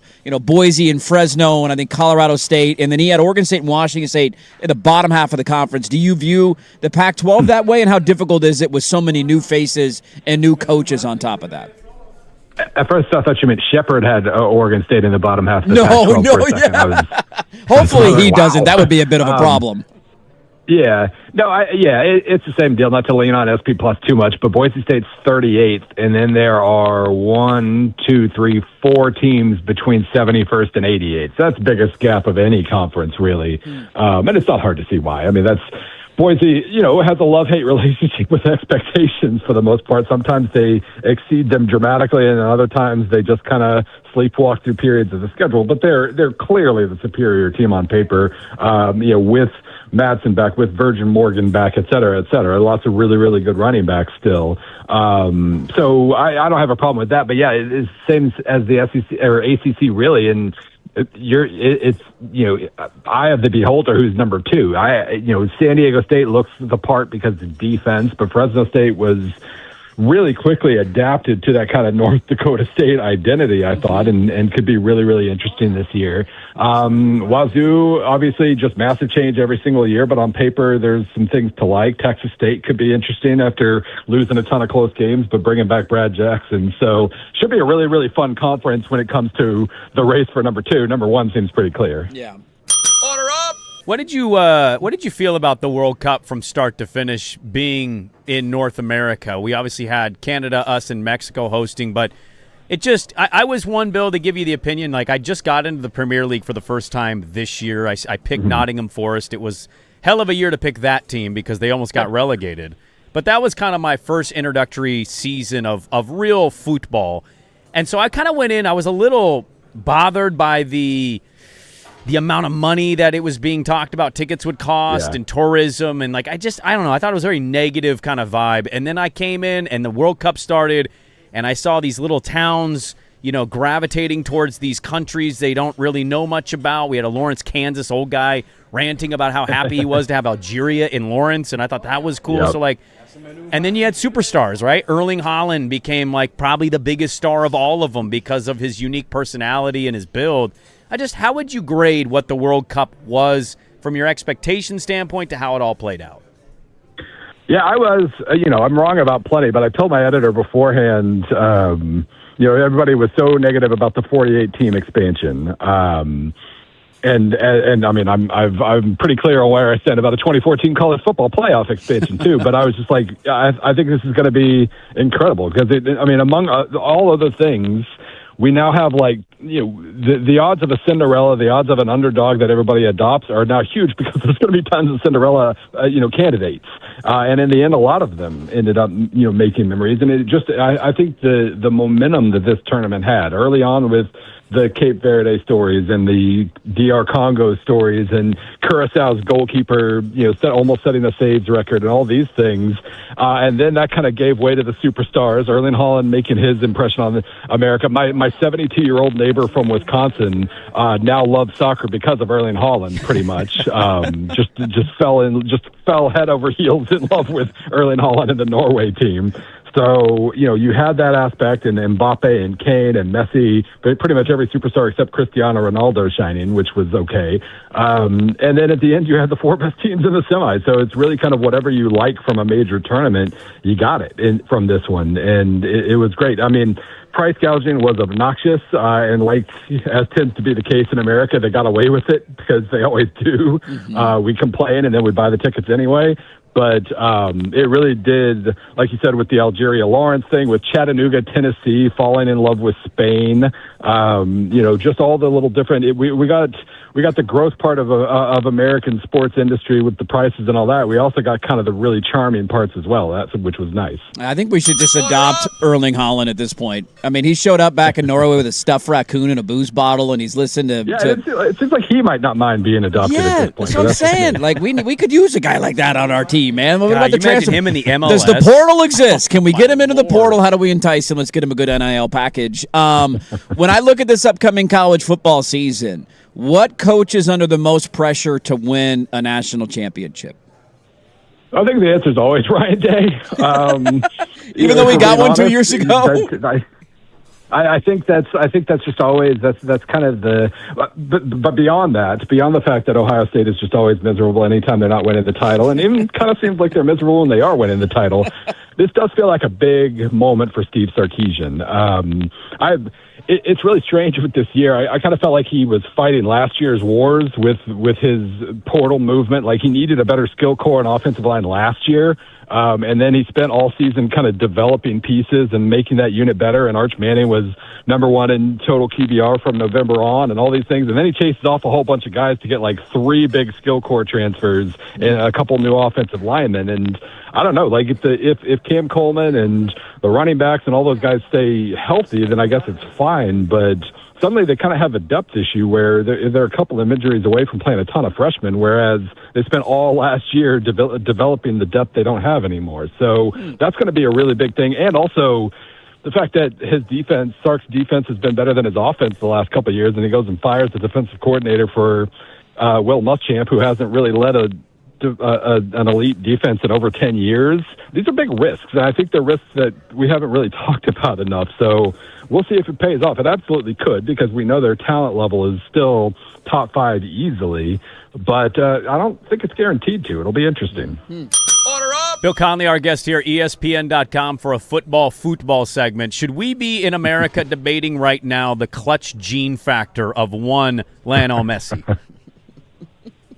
Well, I mean, I think that all got screwed up in the last game. But, you know, just generally speaking, it was very impressive. Argentina, basically, their ability to make themselves inevitable down the stretch of these games and then just have it pay off every single time was certainly unique. And the fact that England managed to blow a semifinal kind of the same way they did in 2018 to a certain degree when they led Croatia and lost. There's kind of the absence of a clutch gene we could talk about too if we really wanted to, but that would be mean, so I'm not going to go there. Okay. If I gave you $50 to gamble on the national champion this year, would you take the Big Ten or the field? Ooh. That's a great question. I'm going to say field. I think the Big Ten's obviously more likely than any other conference it's Oregon's turn. You know, that's apparently the way. Yeah, damn right it is, Bill. This is our moment. Well, it's either that or Indiana's just never going to lose again. We'll see which one of those wins out. But no, like Ohio State, Oregon, Indiana are 3 of probably the 5 or 6 most likely teams. But I think between Georgia and Texas and Miami and Notre Dame, I'd still kind of lean, even if it's like 55-45, I think I'd still lean towards the field. Order up! How do we get to the semifinals as a nation in this tournament? I'm tired of always hearing about us, and then we get to the same point every single time. How, Bill, do we cut through the noise and be a semifinalist at least at one point in my life in the World Cup? I mean, it's a dice roll to a certain degree, right? Like you get to a certain level of quality, and then you just hope the breaks play out the way they need to. Croatia made a final and Morocco made a semi. So there's nothing saying U.S. can't do that. But if you want to talk about being a top 5 or so level team, I don't know if it's possible because the countries that had like 100-year head start seem to just continue to occupy all those top spots. But I did think it's been kind of interesting with Mauricio Pochettino's style. What we saw, in the first 4 matches, or 3 minus the Turkey game where it was all backups, what we saw was a style that could overwhelm teams that had less or similar talent than the U.S. And then they played Belgium, a team that's seen all those things before and handled it just fine, even though I think the biggest issue in that match was the U.S. just getting completely lost in the lights and losing themselves. You kind of have a choice, the old U.S. style where they made the quarterfinals in 2002, where it was just defend your heart out, have elite goalkeeping, and counterattack really well. That's an underdog style, and that can beat top teams while, losing to Honduras and Panama in qualification. Or you can try to make yourself, more athletic and use that to your advantage and make yourself a little more upset proof, but then also not really give yourself the tool to handle the elite team. So it has been interesting. I like to think there's a balance out there somewhere, or just that, the longer we go, the deeper the U.S. talent pool will get, because it is very deep right now, deeper than it was in 2002.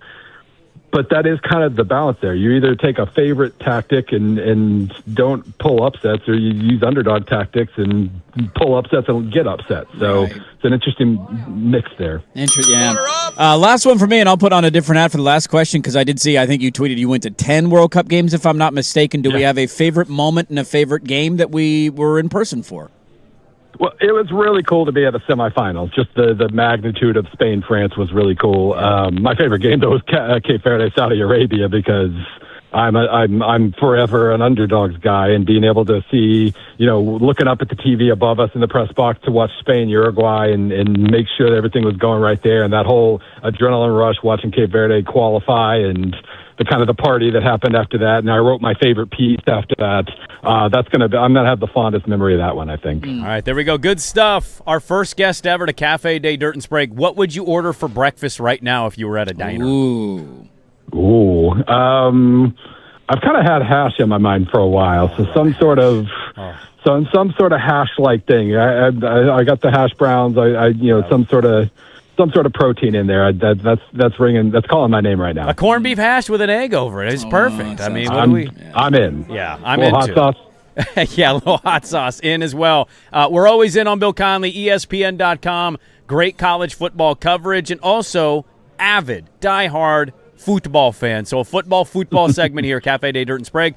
Bill, thanks for joining us, having fun with the segment. I'm sure we're going to catch up with you in August as college football gears up and gets closer to kickoff. Thank you so much for joining us. Absolutely. Take care. All right, there we go. Good stuff from our friend Bill Conley of ESPN.com. A little football segment here in Cafe Day Dirt and Sprague. One of one, man. Not many people can pull that off. No. He had a great collab with our guy Pate, too. Him and the two commissioners sat down. A meeting of minds for a lengthy discussion about college football. It was really good. Really good stuff. A lot more to get into. Hour 2 rolls on. Dirt and Sprague, we're back with more on 105.1 The Fan.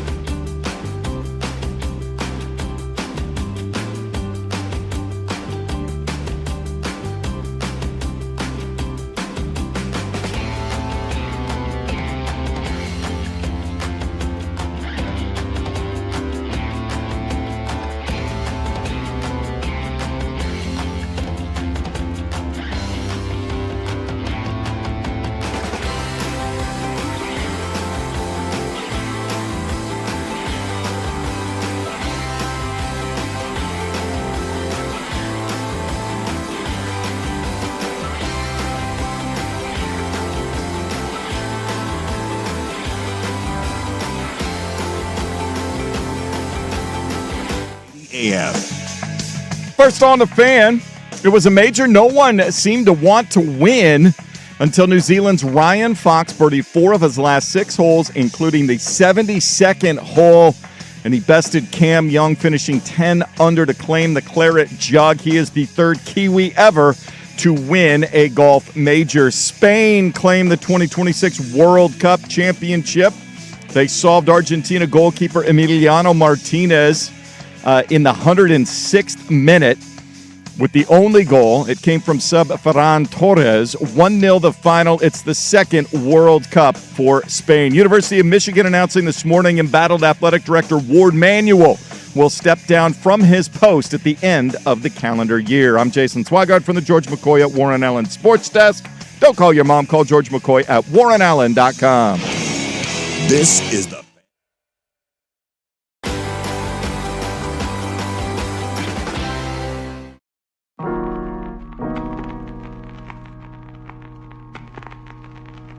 Welcome back in. Great stuff from Bill Conley of ESPN.com. Trying to give you both a college football conversation and to recap the World Cup. The World Cup is done, buddy. It came to an end yesterday. I can look in his eyes and just get the general yes. Thank God I don't have to do this again for 4 more years. Is that what you're telling me? Yeah, that's exactly how I reacted yesterday. I almost got you a Crystal Palace t-shirt yesterday. Hey, I'd rock a Crystal Palace t-shirt. I mean, I'm not going to watch, but I'll jokingly become a fan of Crystal Palace. That'll be fun. I thought it ended fittingly from my viewing experience, and I will allow you two to opine on the game because I was bored out of my... What is there to opine? That game was so boring. I was bored out of my ever-loving mind. Argentina's goalkeeper was not making ridiculous saves, it would have been over at halftime, and I would have moved on. Pulling my phone out of my pocket every 90 seconds because I was bored, and then fell asleep and missed the only goal. Yeah. You fell asleep during the goal in extra time, huh? Yes, I did. I don't know exactly when I fell asleep. Yeah. I just woke up, and there was confetti. I'll say this. It felt I thought, like... oh, somebody won. All right, that's good. It felt like, to Swag's point, the goaltender for Argentina made that thing... Goalkeeper, if you're going to be a football fan, it is he's goalkeeper. Come at you now. Watch your team play a Game 7 live and watch your team during the English Premier League season and not just when they're good, and get back to me there, pal. You didn't even watch your soccer team this year. You opted out of the Premier League. They were irrelevant till the last few weeks when they actually won. Okay, and what was your baseball team? Irrelevant or the most relevant? The and most you didn't watch relevant. that either. I was so confident. Were you middle of the road, Jason? I need him to not be bad, but not be the best, and then I'll watch and care. I'm just enjoying this show from the side, baby. God, that game sucked. We've already changed to a different all the debate. Things to correct in this segment, it's the goalkeeper. Yeah, don't gatekeep, Swagger. That's not good. The guy who says you're widening the tent here. You got a guy in the tent with you now, and you just kicked him out of the tent. No, now he's not going to watch soccer anymore. I walked out of the tent. Now you're gone. One. No, I'm watching my team play, and I'm not talking about the Premier League with him this year. That's what's going to happen. Okay, sick goal though. Yes. That was an incredible pass with his head. I'll take your word for it. Looked pretty cool. Did you even see the replay? I did not see the replay, no. I woke up and I was like, oh. And I asked the wife who won because I was kind of groggy. She said Spain, and I said, okay. And I turned the TV off. Well, did you see? And thus ends my watch. Did you? Did you get a full month worth of entertainment out of that? No. Stop. Halftime show was entertaining. That was fun. I was awake for the halftime show. I mean, no, it wasn't. It was. It led to conversations. Did it not? Well, so did... I didn't watch the halftime show. You missed the halftime show? I want to be fully transparent. I did not watch it. I knew who was going to perform. I just didn't watch it. I had the game, by the way, the entire time on Telemundo, so that made it a little more confusing because I didn't know didn't know what they were saying. And then the whole reason to do it was to hear the 90-second goal call, and then I missed the goal call.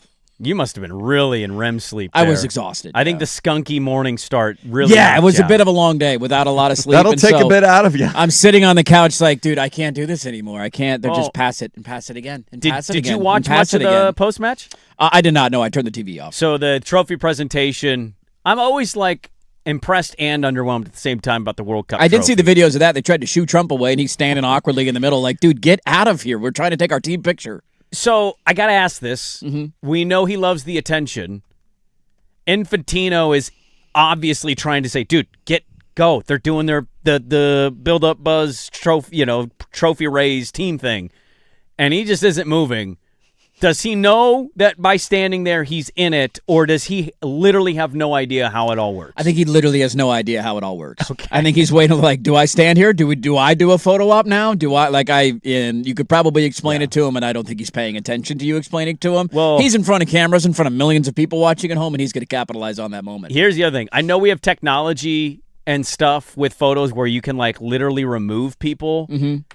But it is kind of funny to think of the idea that forever in that photo of them hoisting that trophy, Donald Trump is sitting in the front row of that photo. Just standing right there. Just standing, looking ahead. Didn't we have beef with Spain, too? Didn't we go at Spain? Weren't we feuding over tariffing them? Were we tariffing them, and they were tariffing us? We were tariffing each other? What country haven't we tariffed? I've lost track. Like, is this a frenemy? Is this an enemy? Is this a friend? I'm very confused right now. And I saw a report that he's telling Infantino, you need to get back here ASAP for the World Cup. Oh, yeah. Come. He said, while I'm alive, and I'm not sure if you're aware of this, they've already booked out the next two. Have they?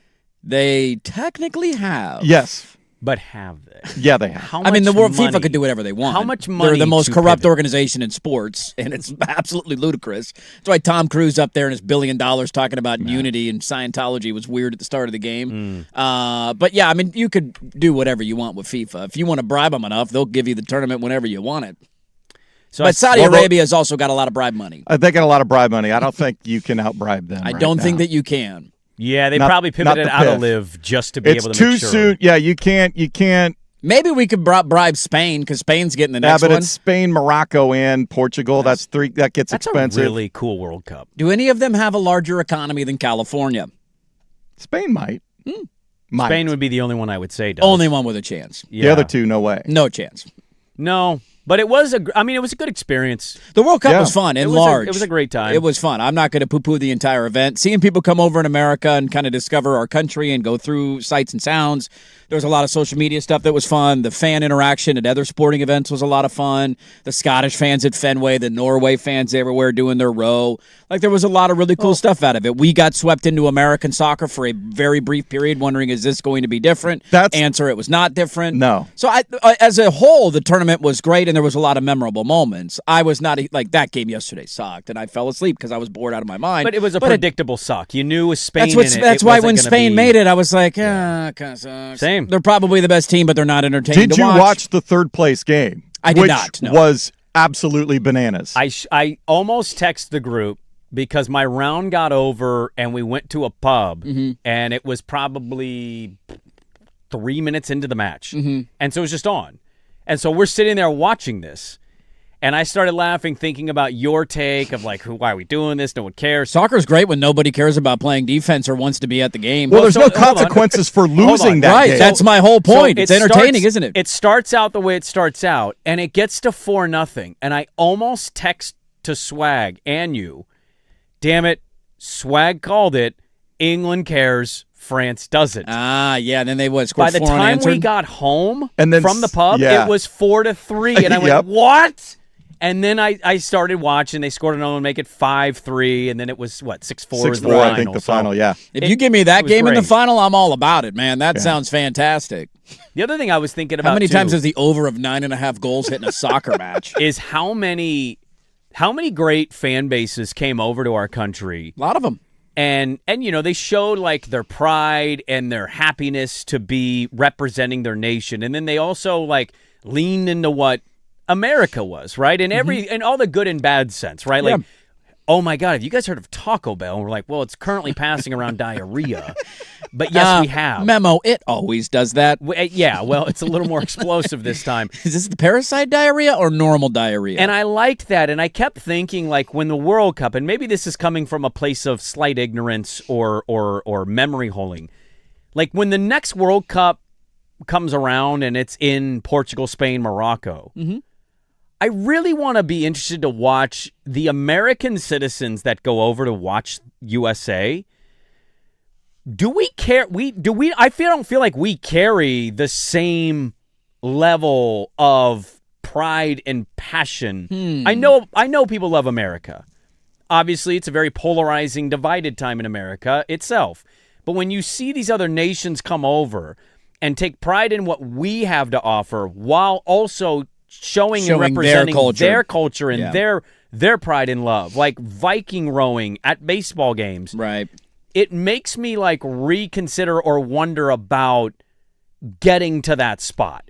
We talk about USA Soccer getting past the final 16. I think the Outlaws. Hold on. I think it's more to me about, are we going to ever feel the way these other nations seemingly feel about their country? And it's not that their countries are perfect. They're certainly not. Mm-hmm. But it's almost a sense of just like the pride beneath the pride. Ours is so just grandstanding and just generically not what I view as, like, putting an eagle on your truck does not make you a better patriot than somebody driving a Prius. But I feel like in this country, there's a lot of people that view it that way. Or the reverse. I'm saving the nation by not getting gas. Like, Right. oh, I'm better than you. And I don't feel that, or at least I didn't feel that from those other countries' fan bases. And I just wonder, will we be like that by the time the next World Cup comes around? I think the Outlaws, which is the dedicated supporters group, they were, where the U.S. was playing their matches, they were there and had a presence. So I think there will be that presence. I think it also, can the soccer team actually develop some consistency? Will Pochettino stick around as the coach, manager, and stick? That's the other thing. They seem to switch coaches, like hockey teams do, because they don't get there, but they never build any consistency. There's never anything, will MLS switching up its schedule here next year help them get more on the global calendar? They'll be able to play international matches with their full teams the way everybody else does when they take the FIFA international breaks, all of that sort of stuff. So can the team continue to build? Can all these young guys to develop? Whether they're playing in the MLS, whether they're playing over in Europe, do we see them win a Gold Cup or something in the CONCACAF region to give you belief that they are actually prepared to take the next step and, as you said, try to get to a quarterfinal or possibly a semifinal? I think that is the piece of true belief that they might be able to do something significant in the World Cup that'll determine just how big an American presence over there. But Norway had never done what they did, and they just came Yeah, out. but they had Erling Haaland and they had a a big belief. star. That helps. Yeah, for sure when you have a player of that caliber. Look, I'm not going to speak for all the I think some of the tough part is a lot of these places and fan bases have cool traditions that have been built in for a long time, and they bring them over. Like you have a Soccer row is also or the bagpipes top sport, or the one or two top sport in that country. Exactly, right? And so you can sense it from them. The other part, and I'm not going to speak for the Outlaws or whatever the fan group is, because I'm not one of them, but I would imagine, I think my 2 cents on it 4 years out from now is that you're going to have a massive amount of Americans over in Spain in 4 years, because it's the first time, obviously sans this World Cup, that it's been a reasonable place to go. Like Spain's a place, Portugal too, right? Like it's a Morocco, place that I don't is a know. very attractive vacation with or without the World Cup, Right. and now you add in that aspect of it, where I'm sure a lot of Europeans or South America, whatever, like a lot of people, despite some of the narrative that's out there, felt like, dude, let's go visit New York City and Los Angeles, and let's go. Like I haven't been to America. Like I would never go to Saudi Arabia. Exactly. Where were the last 2 World Cups before this? Qatar. Yeah. Anybody want to go there? No, Nope. thanks. 2018, we had a Russia World Cup. Anybody No, want to go to thank Russia right now? No. No, thank you. Now No. you're in Spain. So I'm sure Saudi Arabia will be a little sparse when it comes to, fan bases. Like who the hell wants to go to Saudi Arabia? And it'll be a fall World Cup probably. But I think that's a big part of it. And that was the other takeaway for me. And look, FIFA's corrupt. They're the most corrupt organization in all of sports. They will go wherever the money goes, and that's their ethos and the only ethos they live by.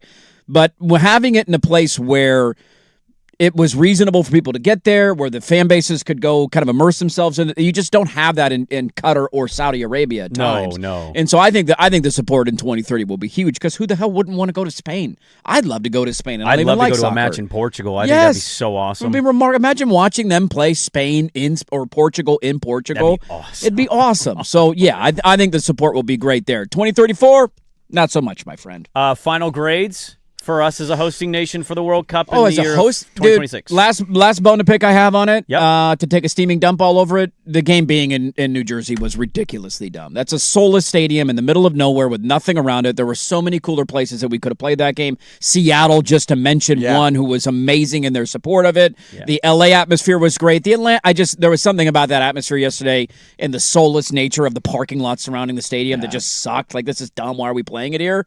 I'd give us an A-. I don't know if I go higher, I'm sure there was some pitfalls here or there. B+. I thought we did really good, man. How are we differentiating between the A- and the B+ here? I don't know. I had not thought about my grade of hosting the World Cup until you just asked me still live on the think- air, and I came up with one off the top of my head. I still think the overall cost and all of the stuff that went into The it. price gouging? Yeah, the We price made a gouging. butt ton of money, though, as a country. I hope generated I like $20 hope it billion. gets back to the host cities. Was that the projected? Like, did we come over I saw the a random projected? number. And a lot of it's going to hotels, restaurants, like the places. People If ended it's up going coming. into the economies of the host So, cities and they're actually why- getting it back, but it still needs to be, a touch more fan friendly.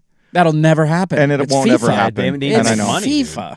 How did they because the projection coming in when I was down on it, it was Yeah. just like there is no reservations, there is no. No, the lead up to it was it But seemed how are they wrong? disastrous. How were they that wrong? I don't know. I genuinely don't know. I don't know. It made me question a lot of the reporting and where are you getting your information and where is it coming from, because you've watched the first handful of games and you're like, dude, there's thousands and thousands and thousands The of ticketing people here. process needs to be streamlined. If it's not going to be less expensive, at least it needs to be more transparent and a lot easier to understand. For What was the people. get-in price yesterday? It was like $10,000, I think, just to get in the building. So my daughter's best friend, or one of her best friends, they were in New York, and they were at the Times Square watch party Oh, because they put it on the jumbotron. that's a fun thing to do. And I did think, like, if I happen to be there, if get-in price is like $2,000, are you spending $2,000? No.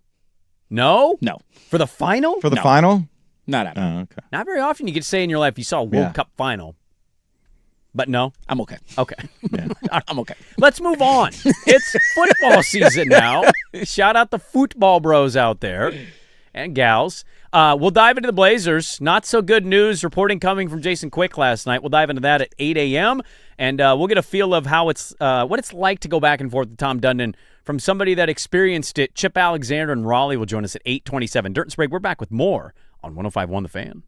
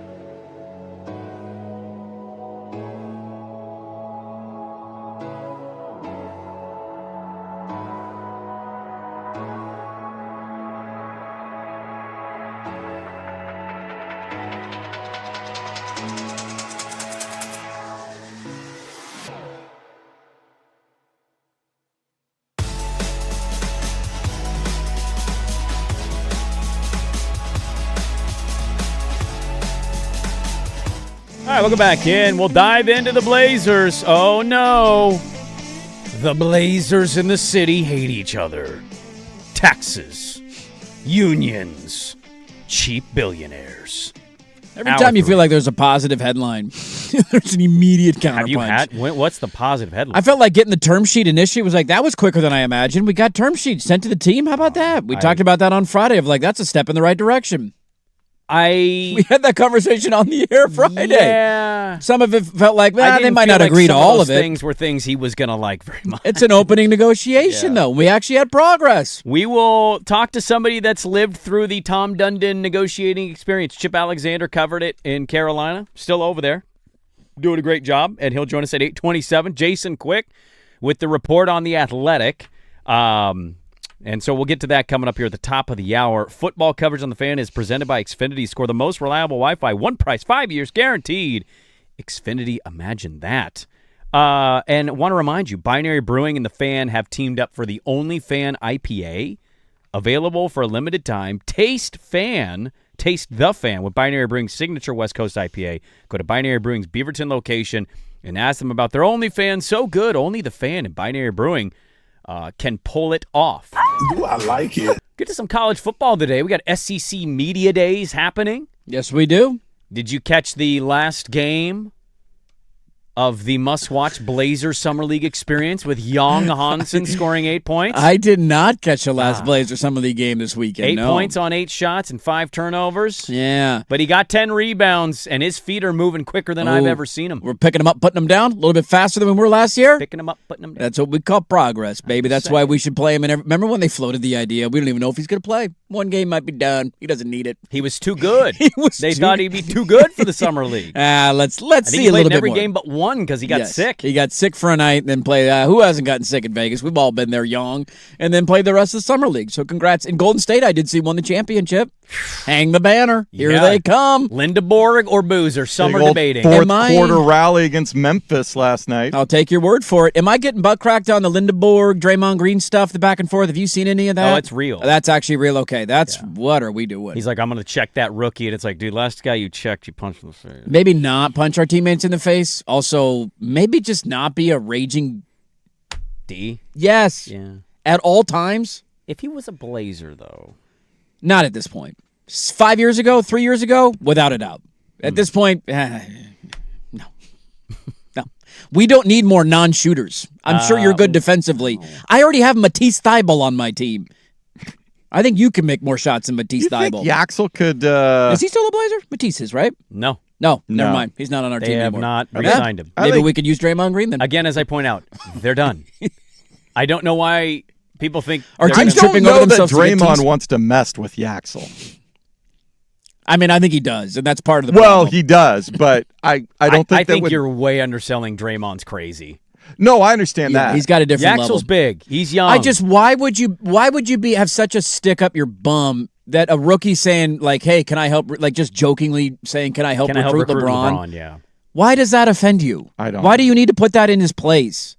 I think it's a podcast thing. I just don't. I don't think it's a real thing. I think it's a podcast thing. Yeah, there was a back and forth I saw from him saying that Kerr came out and said you're getting tough to defend publicly, and it's like, yeah, man, because you keep being an idiot. Yeah, there is that.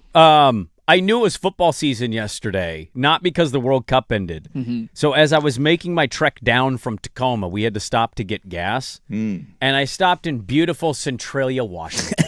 Yes. Everybody wants to go to Centralia. Drove through there myself this weekend. Oh, did you?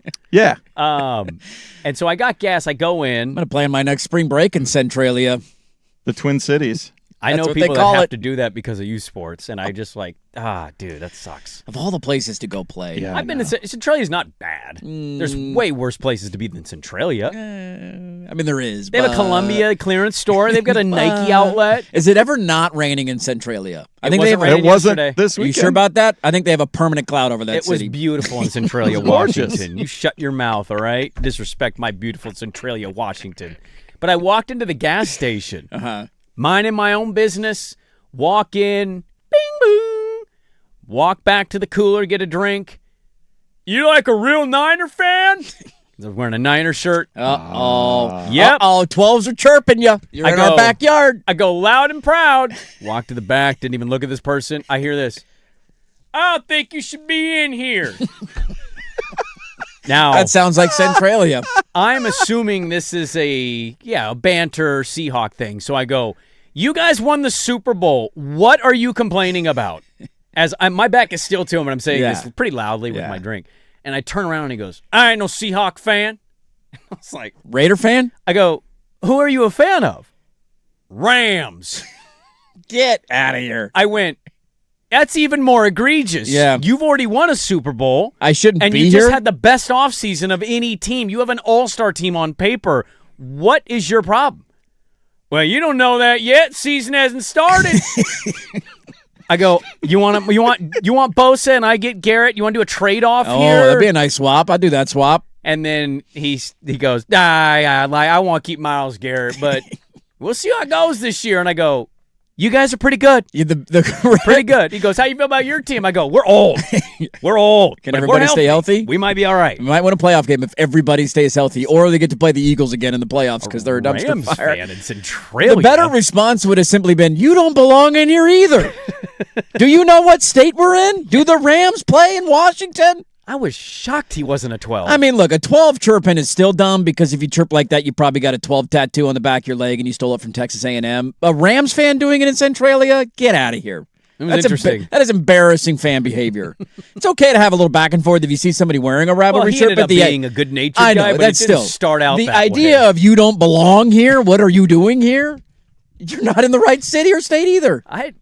I hadn't heard a "you don't belong here" What you doing in here, buddy? since high school when we got accused of stealing from Kmart. Why don't you turn that butt around and walk it out of this gas station? Yeah, I was like, man, Centralia, you're really showing who you are here, huh?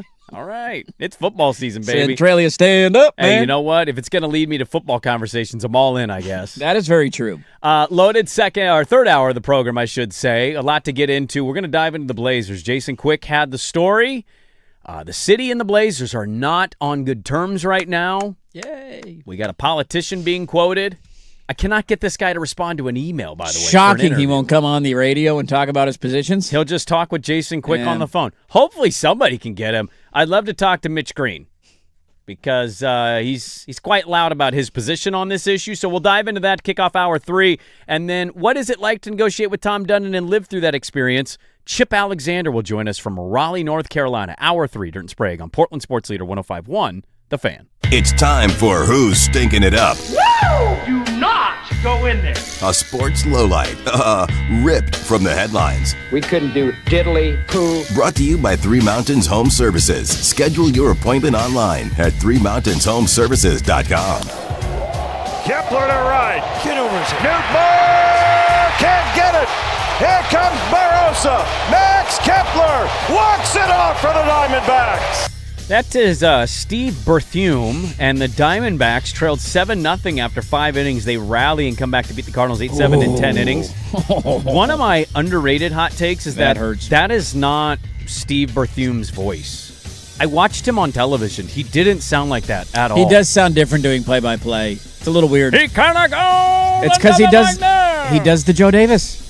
He has a different voice for being a broadcaster. Joe Davis wasn't a SportsCenter anchor. I know, but you hear him talk normally out on the street. Sounds totally different. Be yourself, Steve. Be yourself. Who is stinking it up? The Cardinals by blowing a lead to the Diamondbacks. Brought to you by Three Mountains Home Services, who want to make sure your AC is working smoothly, and they have a tune-up special for just $89. Three Mountains Certified Techs ready to help you beat the heat. Book your appointment today. ThreeMountainsHomeservices.com. Hey,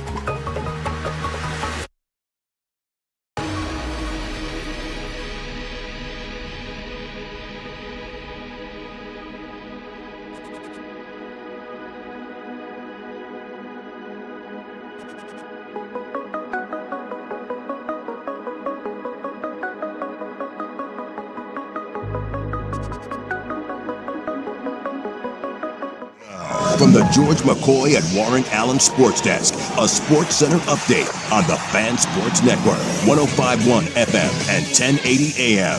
First on the Fan with most of the top of the leaderboard backsliding on the back 9 at Royal Birkdale. New Zealand's Ryan Fox birdied 4 of his final 6 holes, including the 18th, and beat Cameron Young to finish 10 under, claiming the Claret Jug. His first major win, the third Kiwi to ever win a major. Spain is your 2026 World Cup champion. They finally solved Argentinian goalkeeper Emiliano Martinez, who single-handedly kept the match scoreless until extra time when sub Ferran Torres scored the only goal in the 106th minute. It is the second World Cup for Spain. University of Michigan this morning announced that embattled athletic director Ward Manuel will step down from his post at the end of this calendar year. I'm Jason Swigard from the George McCoy at Warren Allen Sports Desk. Don't call your mom, call George McCoy at warrenallen.com. This is the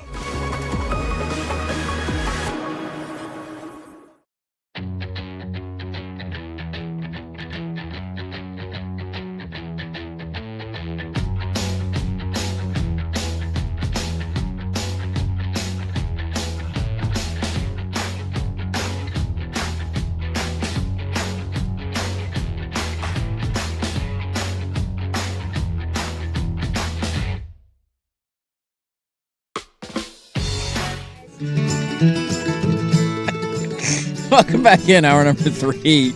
Dirt and Sprague here, Portland Sports Leader, 105.1 The Fan.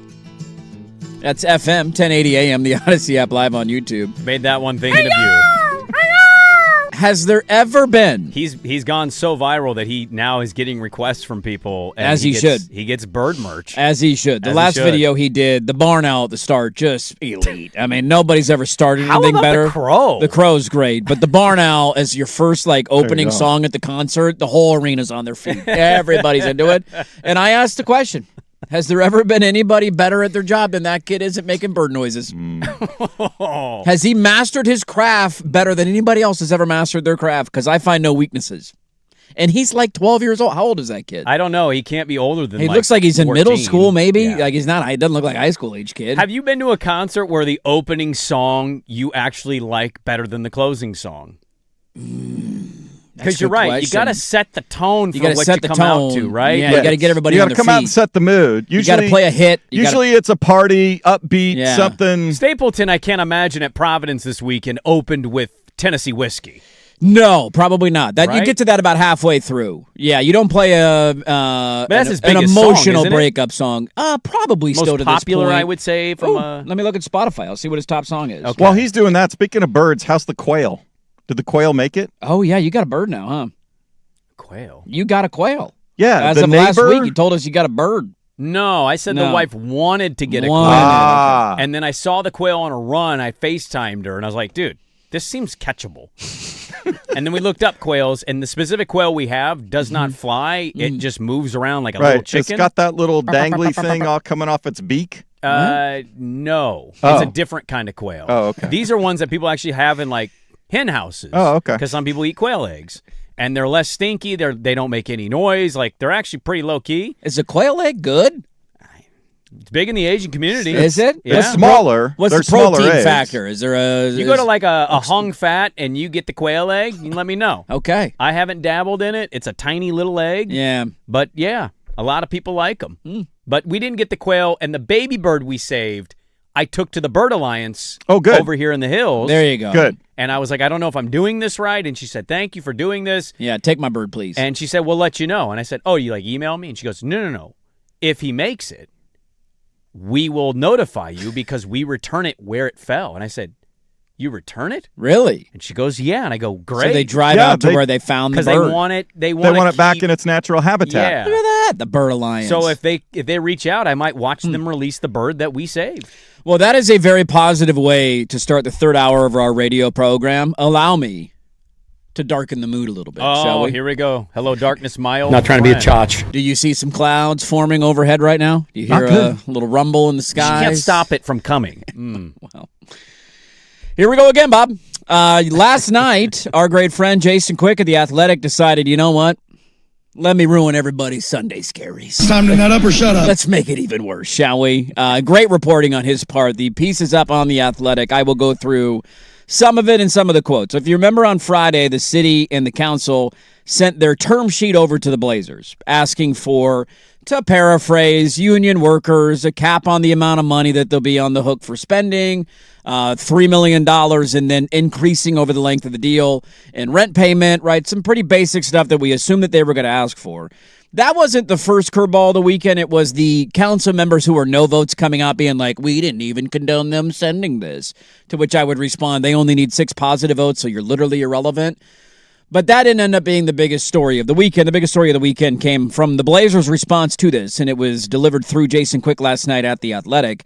One team source told Jason Quick, quote, I think we are very far apart. The term sheet is a non-starter. I don't know why they sent it to us because they know very little of the stuff we would agree to. They are playing politics at this point, and it essentially goes on to highlight all the different things, right? Union workers being a big issue, the rent payment and that escalating over the length of the deal being a big issue. And it went on from there. Quote from a team source, no one with the Blazers has ever said we'd want to move the team. We don't want that. We want to stay in Portland. And basically went on to say, but they have to play ball. Mitch Green is quoted in this article. Mitch Council Green. member Mitch Green. I'm a big no. Saying, I think the Blazers have been behaving poorly. They thought because they passed the state legislature that the deal was done, but we have a set of counselors who are asking tough questions. And this is Portland, Oregon, where people want more public transparency than there has been. Like, how much are we spending on tents and needles? You know, maybe that information would be good. Another one. Over budget. Right. We didn't spend all our art tax money. Yeah, transparency. It's been great. According to Quick, he said the Blazers' reluctance to share their renovation plans is twofold, which has been a sticking issue for some on the council. One, most of the renovation plans are, quote, ideas or concepts. Or two, they were offended when Councilor Steve Novick in June threatened to sue them for not maintaining the Moda Center as a first-class venue. One source said, we don't even want to respond to the term sheet until they remove that gun to our head, highlighting that that is an issue for them, and they're not willing to share some of their concepts and plans until they get an agreement from the city that they will not be sued by somebody on the city council. And so this took about as hard a left turn as you could imagine. There's more in here, but your initial thoughts on the Blazers' reaction to the city council sending over their term sheet. So we have the concepts of a plan. Is that the Blazers' official stance? Now it did get to. This is a very interesting. They both come off very like ridiculous. Well, so the Blazers' angle is that their renovation plans are secret and they can't know what they would want. Yet we had a handshake agreement in March. Why aren't we just doing that after we talked? And then they also told Quick in the piece, if you want to know what they want, here it is, including in the Blazers' renovation concepts, or a new atrium entrance on the north side of the arena, which would ease the flow of traffic entering and exiting the building. Sounds like a nice thing to have. Also, the arena operates with only one main kitchen. The hope is to have kitchens on all 3 levels to enhance fans' concession experience. There's also concepts for eliminating some of the 300-level seating and building a bar, as well as updating club-level seating. And so this idea, we can't even share your plans, and then it's like, well, I know that's obviously not all of it, but that's 3 pretty decent-sized renovation changes and modifications that would come to the Moda Center. They're both seemingly talking out of both sides of their mouth, and it's incredibly frustrating right now. Poll question is up. Did at JW Quick know he was giving Blazer fans the Sunday scaries when his story was published? Yes or no? You can vote at Dirt and Sprague. I think he did, but he's doing the good work of a big J journalist. We're not. This is not an attack. No. on you. No. Don't shoot the messenger here. No. That's just a fair poll question because, my God, look, it's a public negotiation. Yeah. You asked me, what are my thoughts? The term sheet announcing that they've sent the Blazers the term sheet was certainly great. To read the term sheet was even better because it was published. I pointed out on the show Friday, and I didn't feel any different on Saturday. They were never going to agree to all those terms. Nope. Just do 2 seconds of research. This is Tom Dundon. He is going to squeeze the living hell out of them. Now, I believe the number came out at 573, not 600, right? So there's already your sticking point. They're also noting that 600 may not be a big enough number for them now, which tells me it's basically a full blow-up of the inside of the Moda is what I think they're trying to do. Because if it's not, you are maybe saying in a roundabout way, you actually might be trying to squeeze us into an entirely new arena.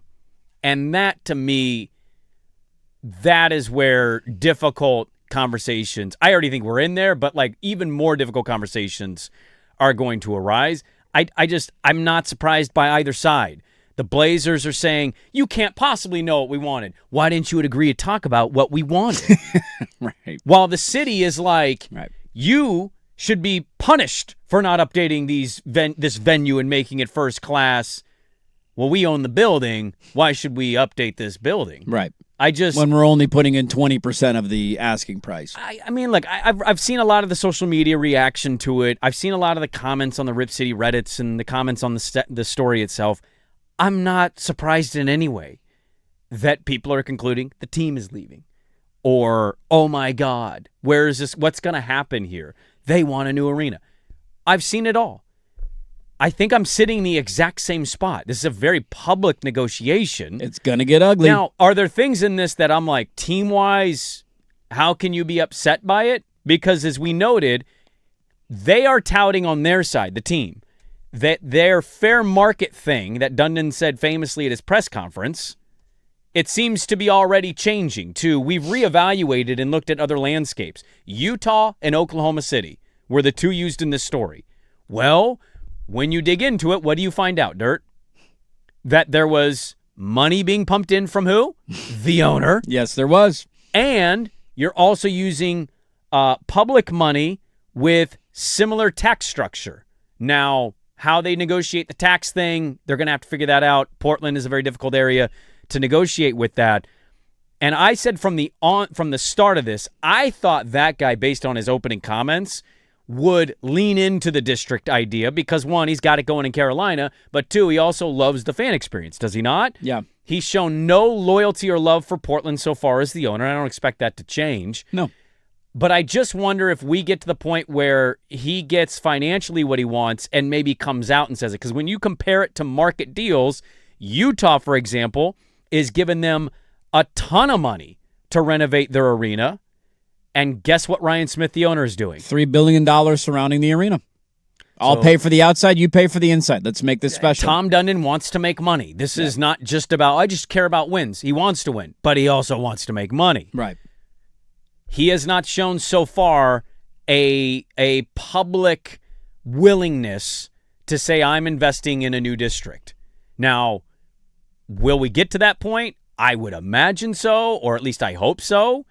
I'm not going to fearmonger you today and tell you the team's leaving.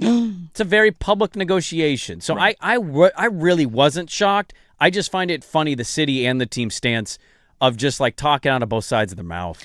Yeah, it's really frustrating because and both sides are doing it. And I think that's the difficult part of it. Like the Blazers in this column are basically saying, it says, let me read from here, quote, a Blazer source said the team has been examining the other recent arena deals in Oklahoma City and Utah and may start looking for a new deal in Portland. That's what you're hinting at, which might even include asking for a new arena in Portland. Quote, the city's delay has given us time to study what a market deal is, the Blazer source said, and let's just say the $600 million deal was supposed to be done 6 months ago, now is way below market value. You want a hot take? That has not been different from when they first said their opening statement of, we just want a fair market deal, to now. Yes. Nothing changed. You're just publicly negotiating and posturing. Right. And the idea of we've studied the OKC and Utah deals, and this is where it's very specific of like, why are you saying that when you're not doing what OKC and Utah are doing? And maybe we'll get to that point. But as Wright Gazaway pointed out, and you highlighted, Oklahoma City's owner put money in to get the arena deal done. He's putting money up. Now, a lot of it's coming from taxpayers, but it is a split partnership between the owner of OKC and the city. And the Utah owner, Ryan Smith, I think is his name, if I'm not wrong. Ryan Smith. Agreed to privately redevelop 3 city blocks around the arena for the cost of roughly $3 billion. And so there's this agreement in place of, hey, you guys pay, we're doing the inside of the arena, we got to do it because hockey team plays here now anyways. While you do that, why don't I build up the surrounding area and let's come to an agreement here? And then both sides win because the area is nicer, you get more business, you get more money into the local economy, you're hiring more people. It's a win-win-win for everybody, right? And so that's where I've always felt like one of the biggest asking points that the council should have is not hand-wringing over all of the money that they're being asked to pay because we spend the money on a lot of stupid stuff in this city that just gets flushed down the toilet year in and year out, and the Blazers are certainly more important than that. It's more of an ask of like, all right, if we do this, what are we going to get from you out of it sans a lease? Obviously, you have to sign the lease in order to get the money, so that's a given. What else do we get out of you, Tom Dundon? How do you find a way to meet him in the middle and do a Ryan Smith type of deal of like, all right, fine, you want your $120 million with no overrides? He doesn't have Ryan Smith money. That's fine, but he's literally doing it in Raleigh. This is literally how the process played out. And we'll go to Raleigh in a second, and we'll find out more about how the entire thing played out of like, what investment in the city are we going to get from you if you're not putting money into the arena? And that to me is a fair ask as somebody who cares about making money, who wants the arena, the area around the arena to be nice because he cares about fan experience. Might not care about the city of Portland, but he cares about fans having a good time because you're a customer and he wants you to come back and spend more money, and all he cares about is the bottom line. That just seems like a reasonable approach. We have highlighted the entire time that this is going to get ugly, and every turn is going to get a little like, we're in it. It's ugly. It was ugly when Adam Silver commented. It was ugly when the city started throwing stuff out. And you're like, all right, well, that's at least progress, but they're not going to agree to any of this. We all knew that, and now you find out it's a non-starter from the Blazers, and that's their next counter argument publicly. And so this is going to go on. My opinion has not changed on the ultimate outcome, but there's no doubt it's going to be hairy for a while. So the one element that I was thinking about after I read this piece, because I from the start I thought naturally he would shift to, let's make this a district, right? You got the Albina thing going on from Phil Knight, and so you're going to revamp the area, and then like how do you make this even more team friendly? One, might be alone on an island. I view it as a positive that actually we got some information on the concept and ideas of what they that was a do. Step in the right direction. The we north finally side, found out you're something. telling me what you want to do with a section of the atrium. building? How about that? Hey, maybe Clay Bennett did that in Seattle, and I don't recall him saying, the north side of Key Arena, I want to do it this way. I don't recall that. Maybe he did, but I thought that was a positive thing. The second element of this, and this is where I'm curious, we can argue with people about Tom Dundon and cheap and does this matter and does that matter about where you're cheap and how cheap you are. I think it's important to note, though, part of the reason maybe we haven't gotten the Tom Dundon build up a district thing commitment the way he did in Carolina. What is it, $300 or $400 million he committed to it? I can't remember. Whatever the team committed to it, and then they got the public money. Maybe the reason that's not happening here, Dirt, is he doesn't have $3 billion to spend like Ryan Smith on a district. Guess what's more expensive than a hockey team? As we've notably made along the journey of the Tom Dundon experience, a basketball team. Yeah. Far more expensive, actually. So, like, this is where the being cheap thing might have people in the right of, like, when you are a certain level of rich, and certainly he is a billionaire, but he's at the bottom tier of it, you are not probably going to want to say, well, the thing that costs twice as much to operate as my other team, I'm going to dump more money into a district? I can't. He committed $800 million to Is the it 800? area around the Hurricanes arena. Yeah, so $800 million for a mixed-use entertainment district around the current how arena. much? So Ryan The Smith's Lomoto Center. district is $3 billion. What would our district be? 2? I mean, there's a balance here, right? Like I don't need 1.5? Like, yeah, I mean, I don't know how I much just don't it would think cost. he has the money to do that, and that's I think the problem is. I thought he would lean into the district thing, and so far the negotiating thing he has not. Does he have that kind of money? And that's the thing you got to ask about Tom Dundon, as many people have noted with the T-shirt thing, all the stuff we've gone through already, is the money to do that in hockey is a little different because your operating costs are much less than they are in the NBA. Right. So that's the element of the district part that I can't help but wonder. Yeah, if you got $800 million to put in for the Hurricanes, like that money is not the point on buying an NBA team and an NHL team is valid far more expensive, and maybe that used up the rest of his capital. Well, so are the salaries. I mean, just right? the salary I caps totally, and but stuff. so are the revenues, right? Like you're Yeah. making significantly more money because the TV contracts and ticket sales and all that come with being an NBA owner, and that's why the salaries are more expensive. Is because the league makes more money. So I don't know what the exact number would be. I don't know what the exact ask would be. I'm just surprised that's not been more of a counter argument of we're trying to build up the Albina district. Do you remember how much Phil Knight pledged? Do you remember how much that was? Was it $400 million? Maybe I got Dundon's number with his district with Phil So Knight's I knew it was a couple $100 million if I remember. I just couldn't remember the number off the top of my head. And so that's all going to the Albina area. So yeah, I mean, look, not all of this is great. Yeah, we $400 understand million to the Albina district. And I just the biggest frustration here for me is the lack of understanding, I think, from some people in the city to acknowledge the fact that they have no leverage. Like there is there's literally none at all. There You is will a lose the quote in team. here from Mitch Green At the very end of the article. dude. It's like, it's jaw-dropping. quote, every indication I read about Tom Dundon is that he makes decisions based solely upon whether or not it's going to increase his profit. If he moves the team, it's because he thinks he can get a better deal. And if I'm in Tom Dundon's shoes and I'm trying to do the calculus, then I'm going to be evaluating the cost of moving the team versus the cost of coming to the table and making these counters happy. Right now, it's a matter of $120 million. Like if Dundon came out today and said, I'm going to pick up the tab on $120 million, that would probably get us to the finish line tomorrow. First off, just saying probably is alarming. Like, the money's already there it's outside not, of the city. What are we doing here? First off, Mitch Green. Second, like, dude, the fact that we have idiots like this willing to play a game of chicken with somebody who I don't think he bought the team with the intention to leave. I don't think he bought the team with no. Like that was the goal. I'm moving this team to Nashville. Yeah, real quick. I don't mean to interrupt you, but Yeah. one source in the story is actually asking because there's been zero No people that conversation. have talked about the Blazers being relocated in any capacity. And that'll be the next that'll be the next public negotiating thread is that stuff becoming public of like, well, if you guys aren't going to play ball, we're going to have to consider We'll our start options reaching here, out to right? cities. That will be a point at some point if this continues of like, do you realize how dumb you sound? He's a billionaire who only cares about money, and he's going to take the best market deal. If only he would put in $120 million of his... How does that make it the best market deal? You jackass. Yeah, some of that stuff makes me yell and get angry. I tend to still have the same opinion on the ultimate outcome of it. It just sucks that both sides are talking out of both sides of their mouth. Let's get to... Another time you've been angry? Hey, yeah, that's one at number 3 today. How did this all play out in Raleigh? Because Raleigh went through something similar, and as a hockey fan, I remember him buying the team and this thought of like, because I remember thinking from a Portland angle, like, I'd love to have an NHL team. Are the Hurricanes going to move? I remember that being a storyline, and we'll go to Raleigh coming up next. Chip Alexander, he's been covering the Hurricanes for a long time. On their negotiation, the arena deal, the investing around the arena, how did it all play out there, and what do we need to know? Chip Alexander next on The Fan.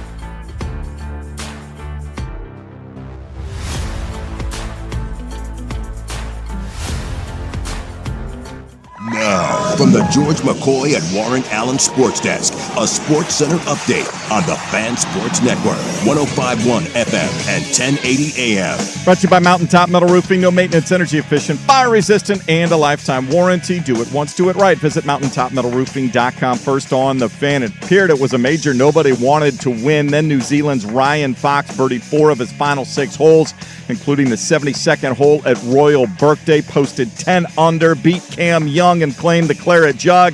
He's the 3rd Kiwi to ever win a golf major. Spain took home the 2026 World Cup. They solved Argentinian goalkeeper Emiliano Martinez in the 106th minute with a goal from Ferran Torres. That was enough. It's their 2nd World Cup for Spain. University of Michigan announcing this morning embattled athletic director Ward Manuel set to step down from his post at the end of the calendar year. Jason Swigart from the George McCoy at Warren Allen Sports Desk. Don't call your mom, call George McCoy at warrenallen.com. This is the Fan Sports Network. This is Dirt and Sprague on the Fan Sports Network, 105.1 FM and 1080 AM. All right, welcome back in. It is 8:29. Things are going great. Our pets' heads are still on. Although after my dog got sprayed by a skunk, I kind of wish his was off right now. Doesn't smell good, man. Doesn't smell good. Not good. Can't wait to walk back into my house today and be hit with that smell again. Ooh, oh. He snuggled at me like he's a bed sleeper. He sleeps in the bed. I know. Dog hair everywhere. It's not great. Well, you got to be out on that now, right? Well, at this current moment, yes, because I took a leak at like 3 a.m. and crawled back into bed, and he tried to nuzzle up, and I just did dude, I push him down to the bottom of the bed, roll over. It's burned into my nostrils. Yeah, man. I'd imagine. Things are not going great in my household, nor are they going great with our negotiation with the Blazers about a new arena and who's going to pay for it. The city council being as stupid as you could possibly imagine, and the Blazers being as stubborn and dumb as you could possibly imagine. So that leaves us between a rock and a hard place. There's another city who went through this recently. A number of years ago, once upon a time, there was the thought maybe the Hurricanes could be moving. They got this new owner from Texas named Tom Dundon. They need a new renovated arena. How's this all going to work out? And let's find out more about that. Joining us now from Raleigh, from the Raleigh News Observer, is Chip Alexander at @ice_Chip, which, by the way, we got some important things to ask you about. Chip, first off, thank you for the time today. The Twitter handle is phenomenal. Do you get the proper accolades on that? Because @ice_Chip is solid. Well, I think it started in 2009, so it's been around for a while. But, it's a pretty good handle to have, I guess, when you cover hockey. Right, it makes sense, right? Chip, he's covering hockey, so I like that. Can we walk down, take a look in the rearview mirror take us back to when Tom Dundon bought the team and kind of what was at stake there, what the thought process was, and how all of that went down to eventually get the funding passed for an arena deal, and then from our reading that Tom Dundon is putting in hundreds of millions of dollars in the surrounding area around the arena. Yeah, it didn't come as a real surprise when Dundon bought the team, maybe who he was, but not that it was being, sold. Previous owner, Peter Carmanis, had moved the Hartford Whalers to North Carolina, but, they won the Stanley Cup in 2006. They had success, but he was having some financial problems, and he had already sold parts or at least had locals invest in the team, that kind of thing. So he was looking for someone who might be interested in buying a sports franchise. Tom Dundon had never owned one, had been a sports fan, big sports fan. In fact, when he first came to Raleigh, a colleague of mine and I, the first thing we did with Tom Dundon was shoot basketball, which I guess chimes in with Portland now. But you could tell right off the bat he was a big basketball enthusiast. We were shooting at the arena. He's a left-hander, the whole thing, but an interesting guy.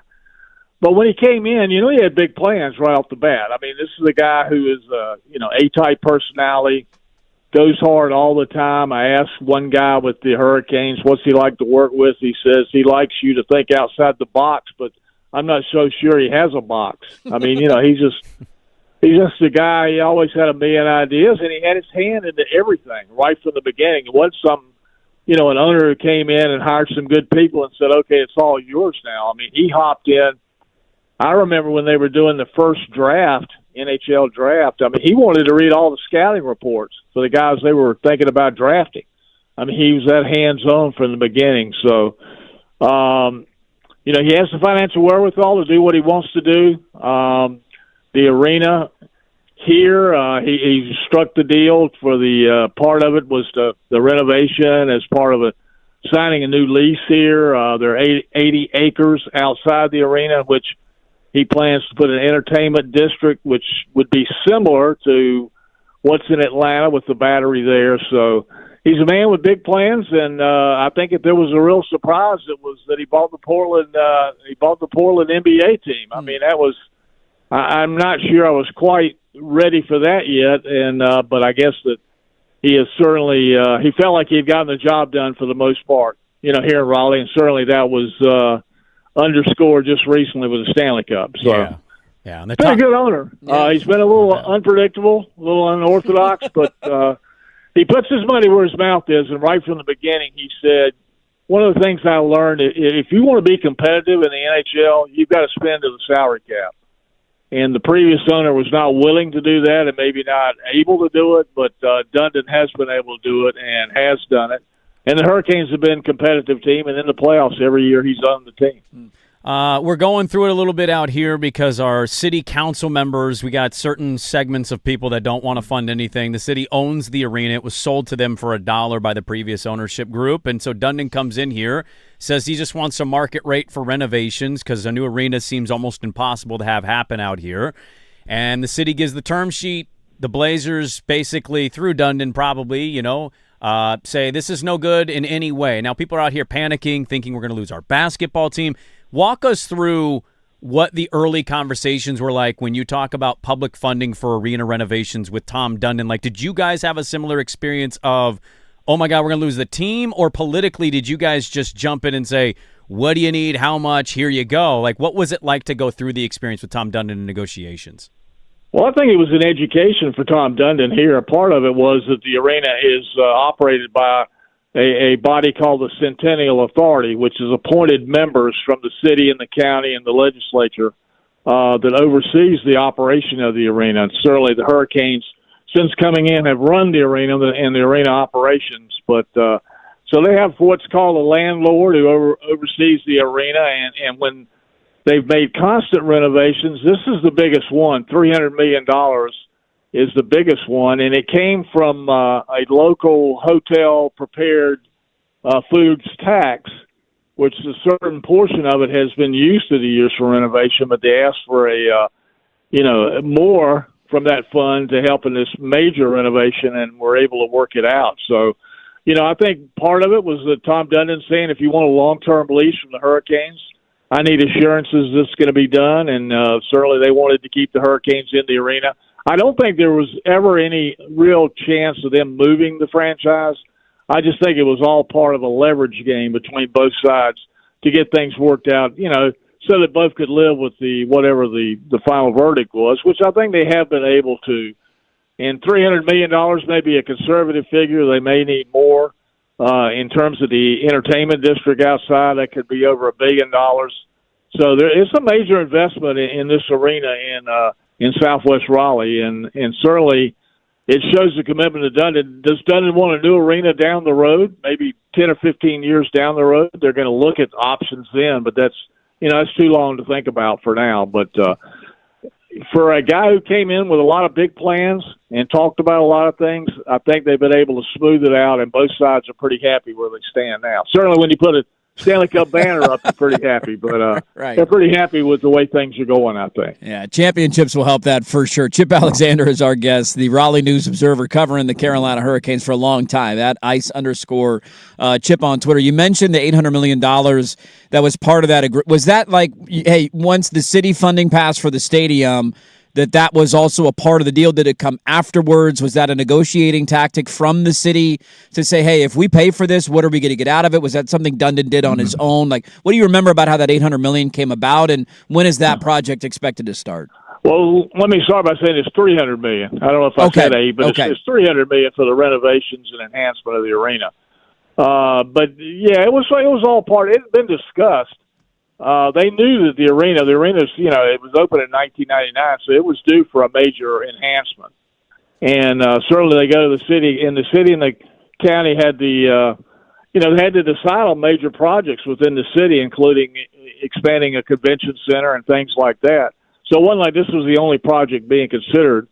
There was some talk of maybe even building a soccer stadium in Raleigh, which would need money from the city and from this tax. But the tax has been used through the years to provide funds for the arena, and they just it was a bigger ask this time, but they were able to work it out and get it. And certainly, the arena should look a lot nicer, obviously. Yeah. But and they're hoping to have it ready. They're shutting it down for 3 months this summer, so they should have a lot of it ready by the beginning of the season next year. But I'm not sure how much of that would have been done without Tom Dundon and without the negotiations that he held with the authority. But certainly they got it done, so that's the main thing. Yeah. Did they balk early between each other the way, like we just had the term sheet sent to the team publicly? That was their way of telling Adam Silver and the team, like, no, we're serious, here's the funding. And the team responded last night through one of our great journalists, Jason Quick. Did early on between the committee that runs the arena and Dundon for the funding stuff, did they have like an impasse basically where he disagreed with the initial start out and then negotiated, or did they come in right where he wanted them to from the start of it? I think what happened with Dundon, I think he had a pretty good association with the Centennial Authority right from the beginning. I think both sides were able. I don't think there was any real friction between the two, which is always a good start in any negotiation. It's not like I don't like you and I don't like you and we're going to argue about this for the next year and decide on something. I think it was an easy fit. He came in. It was like, as I said, it was new for him. He'd not dealt with anything like a Centennial Authority before, so he had to get an idea who's running the thing and how competent everybody was. I think he felt like he could work with them, and he did. And certainly he had some people here, working for the team helping him do that. So he's not been in Raleigh like 4 days a week for a couple of years. He wasn't like that in the beginning. He was here a lot, but not quite like that. But at the same time, no, I don't think there was a lot of friction even from the beginning in trying to get things done because I think the authority recognized the arena was going to have to be renovated to a large sum in the next few years right from the beginning. Dundon bought in 2018, majority owner 2019. And certainly COVID put everything, on hold, and then they picked it up from there. So they were kind of eyeing this time, 2025, 26 is the time to start the renovations. And as you know, a lot of times those things can get bogged down and pushed back, and certainly they've been able to get it done. So everything's on go. I guess once they shut the arena down and said no concerts, no nothing for the next 3 months, I saw a photo the other day. All the seats are out of the lower bowl. They're putting new seats in, which is the first time that structure has not had seats in it since 1998 when they built the place. So, major things are happening out there, and the place will have a nice, spiffy new look to it, come the fall. Yeah. Winning a Stanley Cup and having all 6 members of your family on the cup is certainly a game changer for many people. I do want to ask, because don't you think they could have found a room for Ice Chip? Yeah, why isn't your Twitter handle on there, man? You've been there since day one. That would have very been short notation they could have added at the very end. Would have been great. When he was nobody asked. When he was introduced, he didn't seem to have a lot of love or excitement about Portland, and that's out here for us, we're hippies who just want to be beloved by everybody, and so that has been a real sticking point. His commitment to the city doesn't seem to really care all that much about it. Was that what it was for Raleigh, him being from the Texas area? Was he not super all in on Raleigh at the beginning? I know it may have changed now since they've won and they've been really good, but at the beginning, where was he at in terms of like, oh, I love Raleigh, or I really want to invest in Raleigh? Like, how did people view what he was in affiliation to the city? No, I think he was hard to read right from the beginning, but the sense I got in getting to know him was he's all business all the time, and he has a low-key personality. In fact, he was recently on Spin Chicklets, and I guess it was on Netflix. I saw a side of his personality I had not seen before, in which he was sitting back and laughing and joking and that kind of. I guess once again, winning a cup will change your personality a little bit, but because he admitted he had so much nerves involved in trying to get trying to win the cup. But no, he was like that at the beginning here. I mean, he didn't come walking in going, "Oh, what a great city! It's the capital of North Carolina. You got great per capita. This is going to be a tremendous." You've won a Stanley Cup here before, which is exciting. I'm going to win another one. No, it wasn't like that at all. It was more, okay, we got a lot of work to do here.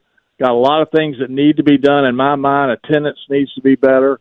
One of the first things he did was he really saw an outdoor game at the NC State Stadium next to the arena and was able to get that done, even though COVID pushed it back some. But he's a guy that gets things done, even if he comes across low-key and he has that look in his eye, that predator look in his eye that he's always had from the get-go here. But, no, he didn't come in with guns a-blazing about what a great place it was, but at the same time, you could tell from the beginning he's very confident he was going to get things done. Yeah, great stuff. My last one would be, what's it like to work for a not work for, but live in an area with competent local leadership? Because it sounds like you got that in Raleigh. Maybe we're missing that a little bit right now in Portland. Chip Alexander, at @ice_Chip, a phenomenal Twitter handle covering the Hurricanes, Duke, UNC, NC State, all is well for the Raleigh News Observer. We appreciate the time all the way out here in Portland, man. Thanks for the insight on Dundon, and have a good one. Okay, thank you. There you go. Chip Alexander. Thank you to Chip for hopping on and being flexible as well. I misbooked him, so I had to push him Had to move that around. That was good stuff. Good insight. Boy, a couple things right there. Man, they owned the arena. They realized it was built in 1999. It probably needed a bit of a facelift. We're going to have to do this anyway, so we might as well get it done now. Let's work with him on getting a surrounding district. Anything else I'm missing? Why are we so stupid? Next on The Fan. The Fan.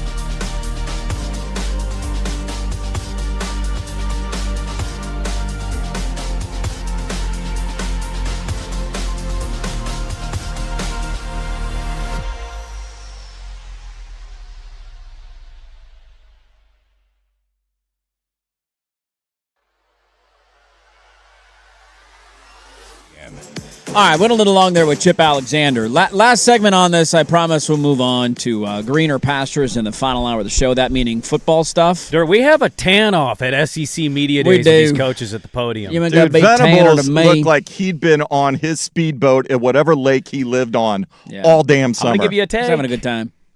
I think Brent Venables is the hottest coach in college football. Marcus Freeman, line 2.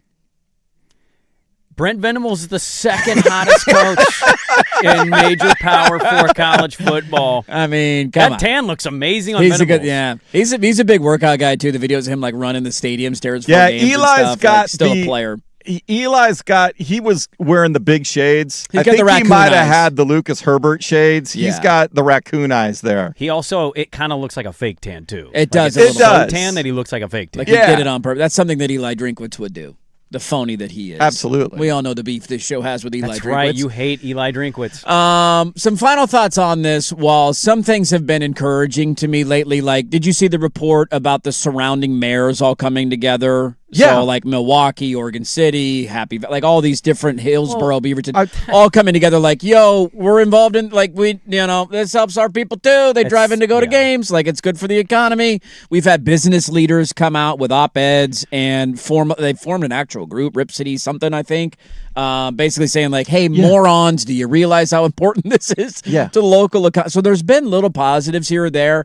And then sometimes it's just demoralizing to do an interview like that and hear, let me see, the arena was built in 1999 in Raleigh. They had the wherewithal years ago to say, you know what, it's probably going to need a facelift. When was the Rose Garden built?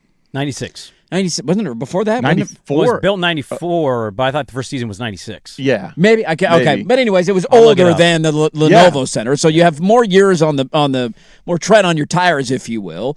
Their city council and commission came up with the idea of like, all right, let's just do a tax on the surrounding hotels. This seems pretty simple. Like, hey, let's tax things that only are associated with the Blazers. 95, you were 1995. correct, Okay, those taxes go away if the Blazers don't exist, so we're going to lose the tax revenue. How it... It's just incredibly frustrating to hear an interview like that of just, competent people saying, all right, this is great for the local economy. Let's get this done. What's it going to take from our end? What would you like to contribute? Okay, you in a district. Can we do that? Okay, here's the district. Now let's start the renovations. And seemed a lot more seamless as the process played out from the reporting that we just got from Chip Alexander. Well, I think a couple takeaways there. The first one that really sticks out, aside from the arena being almost exactly the same situation as our situation here in Raleigh, and it's run by their Centennial Group or whatever the hell it was, and ours is owned by the city now. It's the approach of the city. He came into Raleigh, and he basically was like, I like sports. I want to win. We'll do what it takes to win. Never said, I love Raleigh. I'm happy to be in Raleigh. No, that's not his DNA. But because DNA. he didn't do that in Portland, I had to listen to people and read pieces about, you don't understand us. It's like, stop it. He's actively trying to move the team. He doesn't care about Portland. It's just he just doesn't care about that stuff. No. That's not why he bought a team to say, I love the Portland community. I want to be in the community. He's not a community guy. He flies Shout private. out to Pal's Books. It's a great place. Let him come in here and do his thing, but instantly he came in here and we had to make a big ado about nothing with T-shirts and does he love us and does he want to be with us? Like, we instantly come off the bat looking like just a weird, desperate city in many ways. And he didn't reciprocate that feeling. He didn't do it in Raleigh either. No. So, he just wants to come in and get his stuff done. He said multiple times, and I'm not trying to direct quote this because I don't want Gazaway to, come at me in the mentions. But he basically alluded to, I have not talked about moving the team. The sources and the quick things say nobody has brought that up as an issue, and that was an off-the-record or that was an anonymous quote, so, you're not going to be outed for it. Mm-hmm. I'm not going there. I'm just not. What I will go there with is Raleigh knowing, we need to get this done anyway, and let's not F around. Let's work with the guy. He's not wrong to point out our business climate's really crappy, and business leaders here are rallying together. And, oh, by the way, I've always found it funny. This all boils down to the city of Portland and the city council. There are so many other cities in the state that need this team to be here. Yep. But we need six individuals, 6 peacocks, to stop living in their own little bubbles and just like get your S together. I'm not saying the Blazers are perfect here. They're certainly No. not. It's just listening to No. that interview, I'm like, oh my God. It seems like it should be It pretty simple. literally was us, but in the East. Yeah. And now he's out here, and we're sitting here just choking away the moment. How about the clean needle in the tent money, divert it, Moda Center.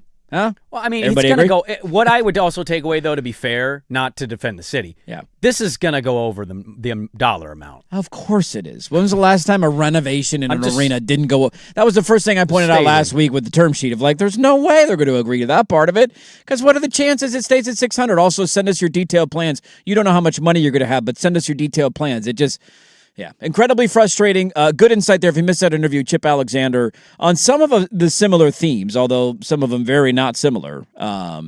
But the thought on what happened in Raleigh is they tried to get their arena deal done and ultimately did get it done. And as he pointed out now in the offseason, they win the Stanley Cup. And what's happening? The arena shut down for months as the renovation plans are starting for the Hurricanes in the Lenovo Center. We have a lot to get to in the final hour of the show. Let's turn this thing around. Let's turn this car around to happier times. How about some football talk? How about Rory McIlroy taking a dump on the doucher? We haven't played that audio yet. We got a lot to get to. It is a loaded final hour. Don't go anywhere. Dirt Sprague 105.1 FM The Fan. Big hits, big bets, big plays. Today I'm laying the big wood. This is the Layin' Wood Report, brought to you by Mr. Plywood, serving Portland for over 50 years. Jump on this one, a high fly toward the triangle deep. Mullen's going back. That sails on out of here. Wilson again, number 22. The Red Sox lead it 6-1. Yeah, how about that one? Wilson Contreras, welcome back as the Red Sox 13 in a row. beat the Rays 13 in a row. Dave O'Brien, Nesson, Red Sox television. Right now, look at my standings. The Red Sox only 6 games back. Yeah, right there in the wild card race, too. If they're in the AL West, they'd be tied for first place.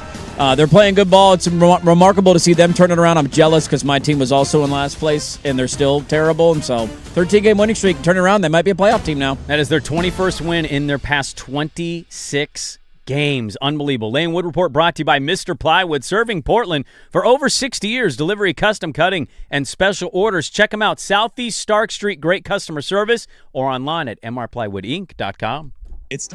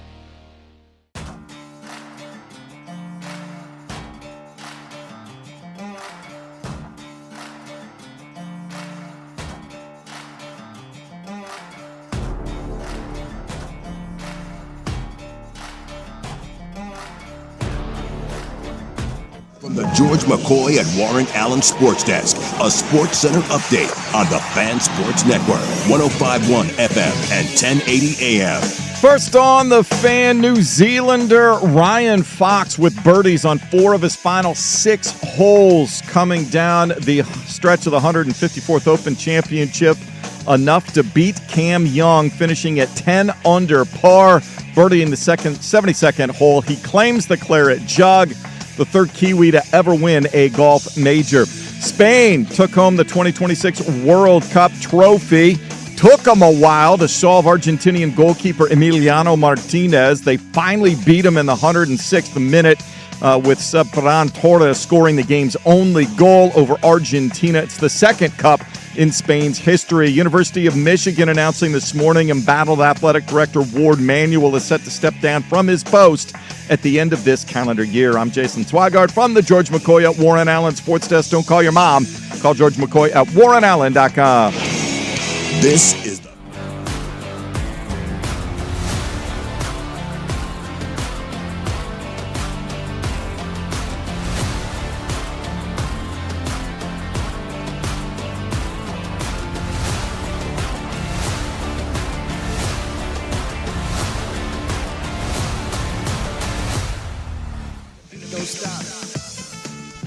Hey, let's do this final hour. Dirt and Sprague here, Portland Sports Leader, 105.1 FM, The Fan, 1080 AM, the Odyssey app, live on YouTube. Woo, lots to get to. God bless the beaver. I know it gets hot, but it feels like when you put it to 68, it gets to 58. It's crazy. Fantastic. I cannot get an in-between temperature between what you want and what I want. What's your number at over there right now, Swag? What's your number at? His studio stays pretty warm. Pretty warm? Now, I can deal with it. Like, I know I get it heated when you get in. Right. I could deal with that.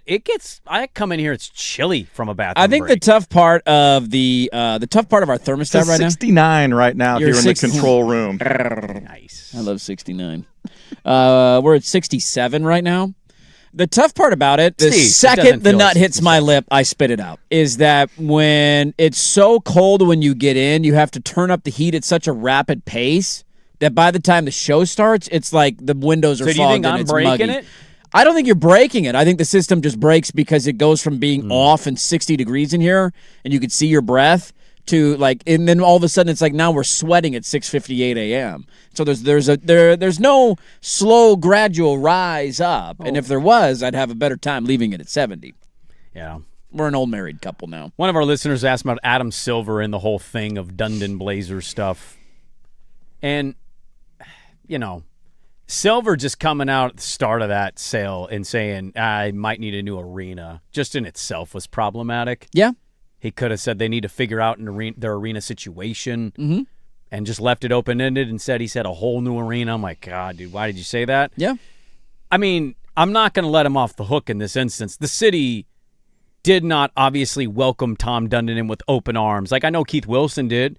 I know Dan Ryan did. Yes. But not the entirety of the city council. No. Not everybody on board with the funding of this stuff. And I do blame their frustration if we sat down in March and we talked. They the mayor said, here's the hammered deal. out some real all right, good- that sounds good. How about Yeah. this? Okay, you need this. Okay, that sounds like a deal. Seems like we got a good one. And now it's like, what the hell happened? We need Silver. I mean, it sucks to say this. You have to have Adam Silver step in and help this. I just can't. I still, no matter what anybody says publicly and retweets themselves a million times, I am at DEFCON 4. I will not believe we are being moved. No.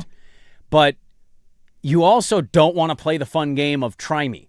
What happens if we don't pass the funding? Because I just don't think Silver wants in any way that to happen. No, I don't think he wants that So, stain on his legacy. Like, I think at some point he's going to have to step in a little further. I know he commented on Sean Hyken's question. We're at a real interesting point He needs to find the support. You've got the mayor. The one guy that's got enough juice, I think, to get the dissenting city councilor's position is Ron Wyden. And so if Ron is on board with, no, this is in the best interest of the entire state and economy and revitalizing things, and he steps in to a closed-door private city council and said, you ever want me to endorse you for anything, you're going to do this. Right. That'll get it done. Oh, and one of our listeners saying it's funny to me is the city council acting like $120 million over the span of the time frame is some crazy, stupid amount to be negotiating like this. And it's just like it's such a small like the amount of money. Private sector does bigger numbers than this all the time over that time frame. When you see what the Portland City budget is on a yearly basis and you realize what we're haggling over. Oh, by the way, I love pointing this out. Do you know what the city just spent $60 million on? Not tents and needles. I've already done that joke. Are we buying the needles from them now so we can tout our we spent $60 million renovating the Memorial Coliseum. Well, that's a memorial, though. Was anything debated? Was that a hot button issue? Was that a debate? Well, I know the owner of the Winterhawks. He's a great guy. Yeah. I don't know if he's a billionaire or not. Was that a handout to a multi-millionaire, maybe billionaire? You can be worth $900 million and be okay, but was that a controversial issue at all in any way? How many people in the city of Portland didn't even know that we spent the money to renovate the Memorial Coliseum because you haven't been to a Winterhawks game or a concert there or a graduation? Well, yeah, it's very nice. Right? It's very nice on the inside when you go in, is it not? Aren't the seats great? Dude, the concourse I thought the concourse was good. You're like, dude, this is awesome. We just did that, and not a peep from anybody. Now, would I rather? It was we didn't even debate it. Yeah. I remember asking. I talked to the Winterhawks owner at the start of the year. I'm like, where'd the money come from? I had no idea. I said, did you pay for this? You live in Portland, and he said, no, the city council paid for it. I said, what? It's a memorial there. It's what? Different. It's not the same. But the Moda Center. Do they do concerts and sports at the Memorial Coliseum, or is it just like they do concerts thank you and sports, for your service? Yeah. No. Yeah, it's not just a memorial for people. They also hold events there too. What a novel concept! It's very odd, and we paid for it. And nobody even knew we paid for it. And now this has become a political game of football. I thought that was good stuff from Chip Alexander. Yes, it was. Let's get to happier times. Okay. You ready for this? Yeah, let's have the tan off at SEC Media Days. Ooh, do you feel like your tan's going well? I feel like I'm having a good tan season. I just can't get my stomach tan. I feel like I'm having a great tan season. I'm really proud of my tan. Me too. Not played. Italy got my tan going. Yeah, I bet. Yeah. Haven't played a ton of golf, you know. I just played a nice course up in the DuPont, Washington area. Did you play the home course? Home course is beautiful. What's the home course? It's called the home course. That's the name of the course. No, I didn't play the home course. It's gorgeous. Well, it's, then what Eagles else? Pride. Oh, okay. How close to Chambers is that? Oh, it's probably 35 minutes from Chambers. Oh, okay. It's south. Eagles Pride is the name of the course? I know what you're thinking, and before you who named that? Who came up with that name? It's right across the street from a military base, so I think it's okay. I think that they're leaning into that. I get it. Their service member fees, they're different from my fees. Okay. Their carts are terrible, by the way, in the state of Washington. I don't know if you guys know this. They sound like gas-powered lawnmowers, and they don't stop very well, and the starting's weird. Is it actually gas-powered, or is it electric? It might be really gas-powered. I think our carts are infinitely better. Those are a relic, dude. I love playing at a golf course. Our little electric carts are so nice. I love playing at an old-school place, though, where you get the old gas ones. Well, and the click of the pedal where you and then it gets going. I stopped it. Almost lost it down the hill. Sounds like the old bumper cars at Oaks Park. Yeah, dude. Those are always fun, man. It was a good course. It was really well maintained. The greens were in great condition. Tough track. Got to be really conscious of what you're hitting off the tee box. Do not miss left or right. That eagle had a lot of pride. Is that what you're telling me? Yeah. I did a lot of scramble safety golf to manage my way through that course because the driver, she was not cooperating there, Bob. We're going a little left, little right, little left, right. Well, no, we are having a tan off at SEC Media Days. We will get to that in a moment, but we need to put a bow on ACC Media Days first. So they ended last week. And they tried to 5 o'clock news dump this, or I should say he tried to 5 o'clock news dump this because I think it happened late in the week, and it's like this kind of lingered throughout the weekend, and I thought we can't forget this come Monday. Usually Monday's loaded. We lose sight of things. Do you know who Pat Narduzzi is? Pittsburgh coach. Head coach of the Pitt Panthers. Yeah. Before I give you some numbers, let's play what Pat Narduzzi had to say at ACC Media Day. Coming from Michigan State, spent 8 seasons there as a defensive coordinator, coming to Pitt in 2015. I said it then, I said it now. You know, after about 2 years in the league, I said this conference is better. It's better than the Big Ten. It's got more skill. I just think, up and down the East Coast, I just think there's so many players in our area where in the Big Ten trying to get players up there, to come up north, and it's, now it's got a little West flavor to it. But I've said that for years, and I'm going to stick to my guns. And you look at our record. You look at our record in bowl games against the SEC and the Big Ten. You look at our record, in the regular season. I mean, we don't have a losing record. We have a winning record against those teams. Pitt is 1-6 against Big Ten teams under Pat Narduzzi, including a 1-4 record in the regular season. They are 0-2 in bowl games. The last time they teed up a game, they went to what bowl game is this? I don't even know. Are we really touting bowl game records? They lost 23-17 to East Carolina. That was their last bowl game. They played East Carolina and lost 23-17. Pat Narduzzi, though, says that the ACC is better than the Big Ten. Pat Narduzzi's wrong. Do I need to put him up there with Eli Drinkwitz? Is this comment enough to get him there? Narduzzi is interesting. He will say stuff. And he absolutely will. Remember the Notre Dame game last year? I do. He said the game doesn't matter, and then they lost by 8,000 points. It's like, yeah, you want to take that one back, Pat? Look, Marcus Freeman seems like such a really nice guy. If Narduzzi never says that, I think he scores half of the points they scored. Yeah, just win it like 27-0. You're like, 27-7, and you're good. Like, game's over. We won by 20. I think it was a mission to say, it doesn't count. Okay, great. We're going to run it up on your ass. You're right. Look, he's not wrong in this sense. If you get to a playoff, yeah, maybe your best represented team can certainly beat a Big Ten team. Miami was in the title game, right? Who they lose to, though, Big Ten team. It's just an easily disprovable point to say we're better and more skilled. Who's won the last 3 national championships? That would be the Big Ten, Bob. You said his record against the Big Ten is what? 1-6 against the Big Ten. Maybe the talent is in Florida. What are we doing here? It's so stupid. What are you trying to accomplish? I appreciate a guy willing to bring attention to his team and the conference, even if it's a little asinine. This is just stupid. This is just dumb. Take a shot at the Big 12. That's kind of like picking on somebody your own size. Like, hey, we're better than the Big 12. We had a team in the national championship last year. What conference is better? Because of Miami, I would probably say the ACC. Okay, what conference But I think will be from better top this year? to bottom, Yes. I would argue the Big 12. Yeah. Like, I have more confidence in BYU, Utah, Arizona State, Texas Tech spending a lot of money. Wasn't Arizona 9-3 last year? Arizona did have a good They had year a nice last bounce year. back year for They Brennan. did. There's no doubt. Brennan was going to be on the hot seat. That ended up. You're an idiot, Pat. Why don't you sit down and shut up? How about this one? Today, SEC Media Days began. Yes. And we get the opening salvo from Greg Sankey. You know, they're still threatening. We could take our ball and go do our own thing. Here is Greg Sankey on the College Football Playoff Committee. And that's a reminder of that process needing to continually improve. So my confidence is that people will act with integrity. I do think we have questions about the understanding of the strength and rigor associated with competing in the Southeastern Conference.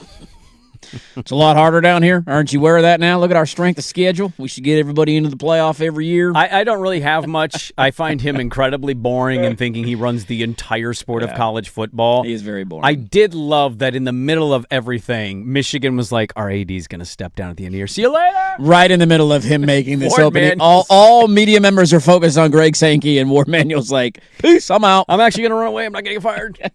Yeah, I love it, dude. I think like the SEC thing is hilarious. I think what people have pointed out, and it's very accurate, they are obviously bothered by the fact that Big Ten has won 3 straight national championships.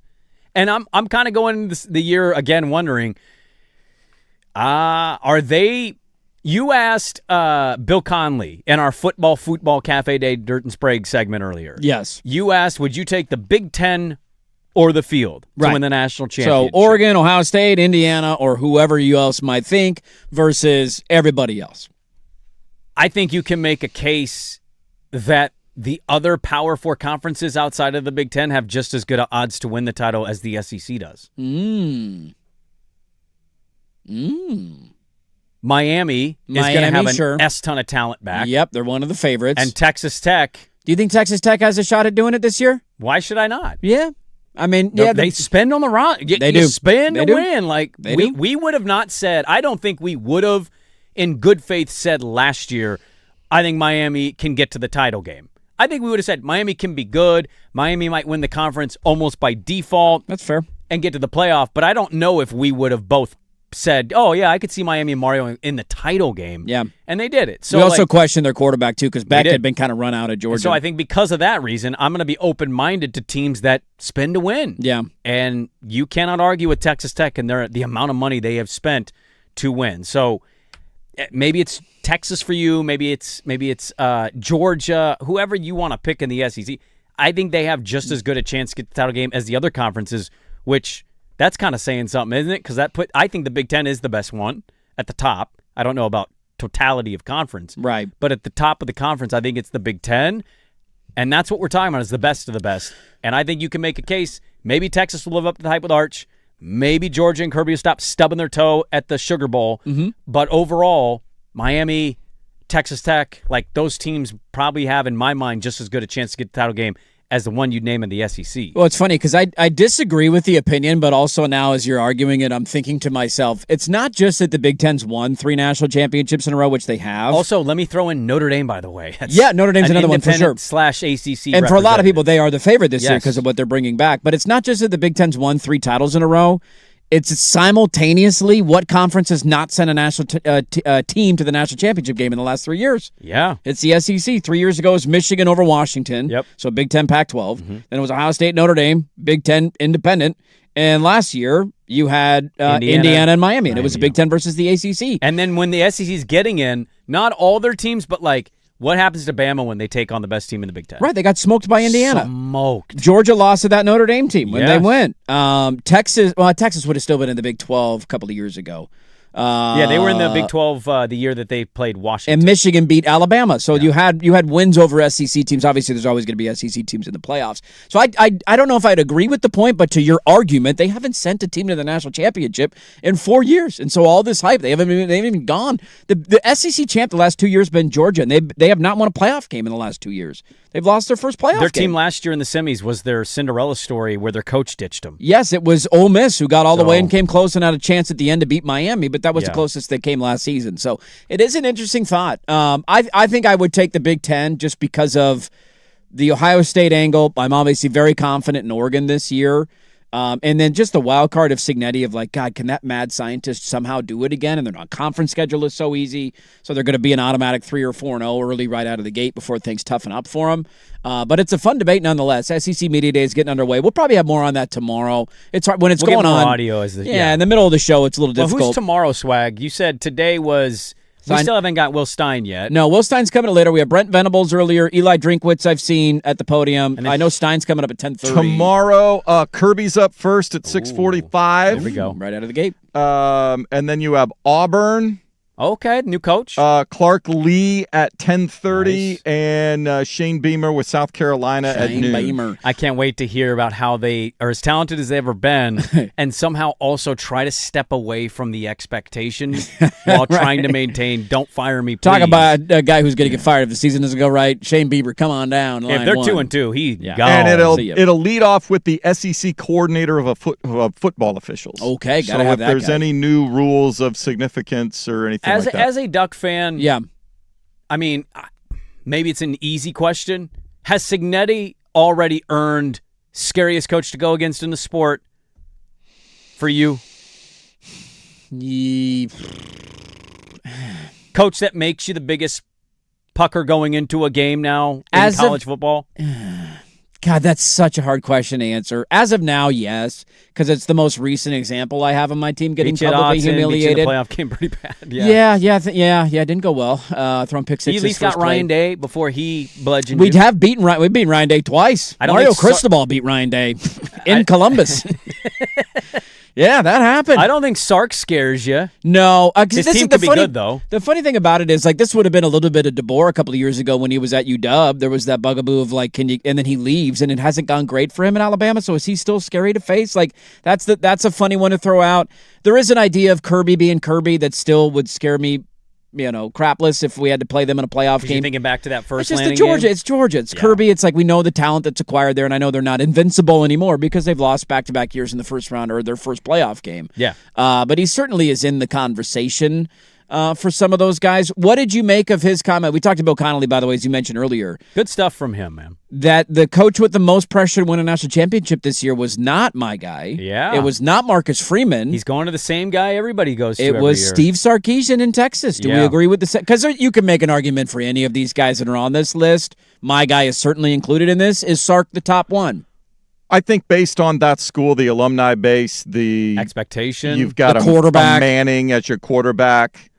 Like, I think Notre Dame, if Notre Dame doesn't quite get there, do they really look at things and go, what are we going to do that's any better than what we've got? Let's they need tweaking. They yeah, got you're the not right going to guy. question Marcus They got Freeman. the right guy in I charge. think you need to look at the landscapes of these places, right? Like if you brought up Notre Dame, and I would laugh at the idea, right? Even if Freeman and Notre Dame lose in their first playoff game. Right. That departure would be him going to the NFL at some point. I That's think what will the break separation. the breakup. They're not going to overreact. And you got to ask yourself, what program has overreacted or reacted maybe properly given the history and what's happened to certain guys from that job? Tom Herman and his and P-chart? whose donor base can come up with a buyout at the drop of a hat? It's Texas. Yeah. Now, DeBoer should be in this, even though they just signed him to the extension, just because the fan base will not let him hear the end of it if they have a massively disappointing season. But like, if you're actually saying it's national title and oh my God, you didn't come close. Of realistic candidates, Ryan Day is a funny one to say. It has to be Steve Sarkisian. Yeah.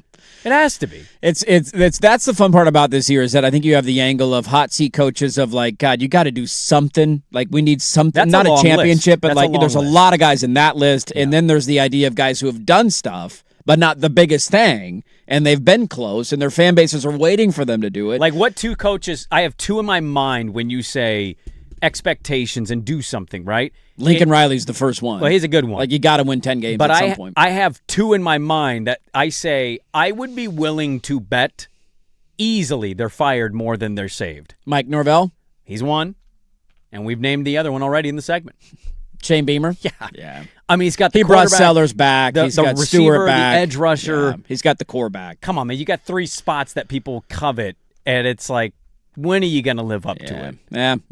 Look, let's continue on the college football side on the angle on the other side of this. One being a stat from our friend Phil Steele, who we had on last week to preview the season, showcasing where Oregon falls in one category. Our guy Colin Wilson is out with a projected win total for your Oregon State Beavers. What is the number from Colin Wilson? We'll get to that coming up next. Also, how do you react if you're in this fan base? We'll explain that. Get to it next on The Fan.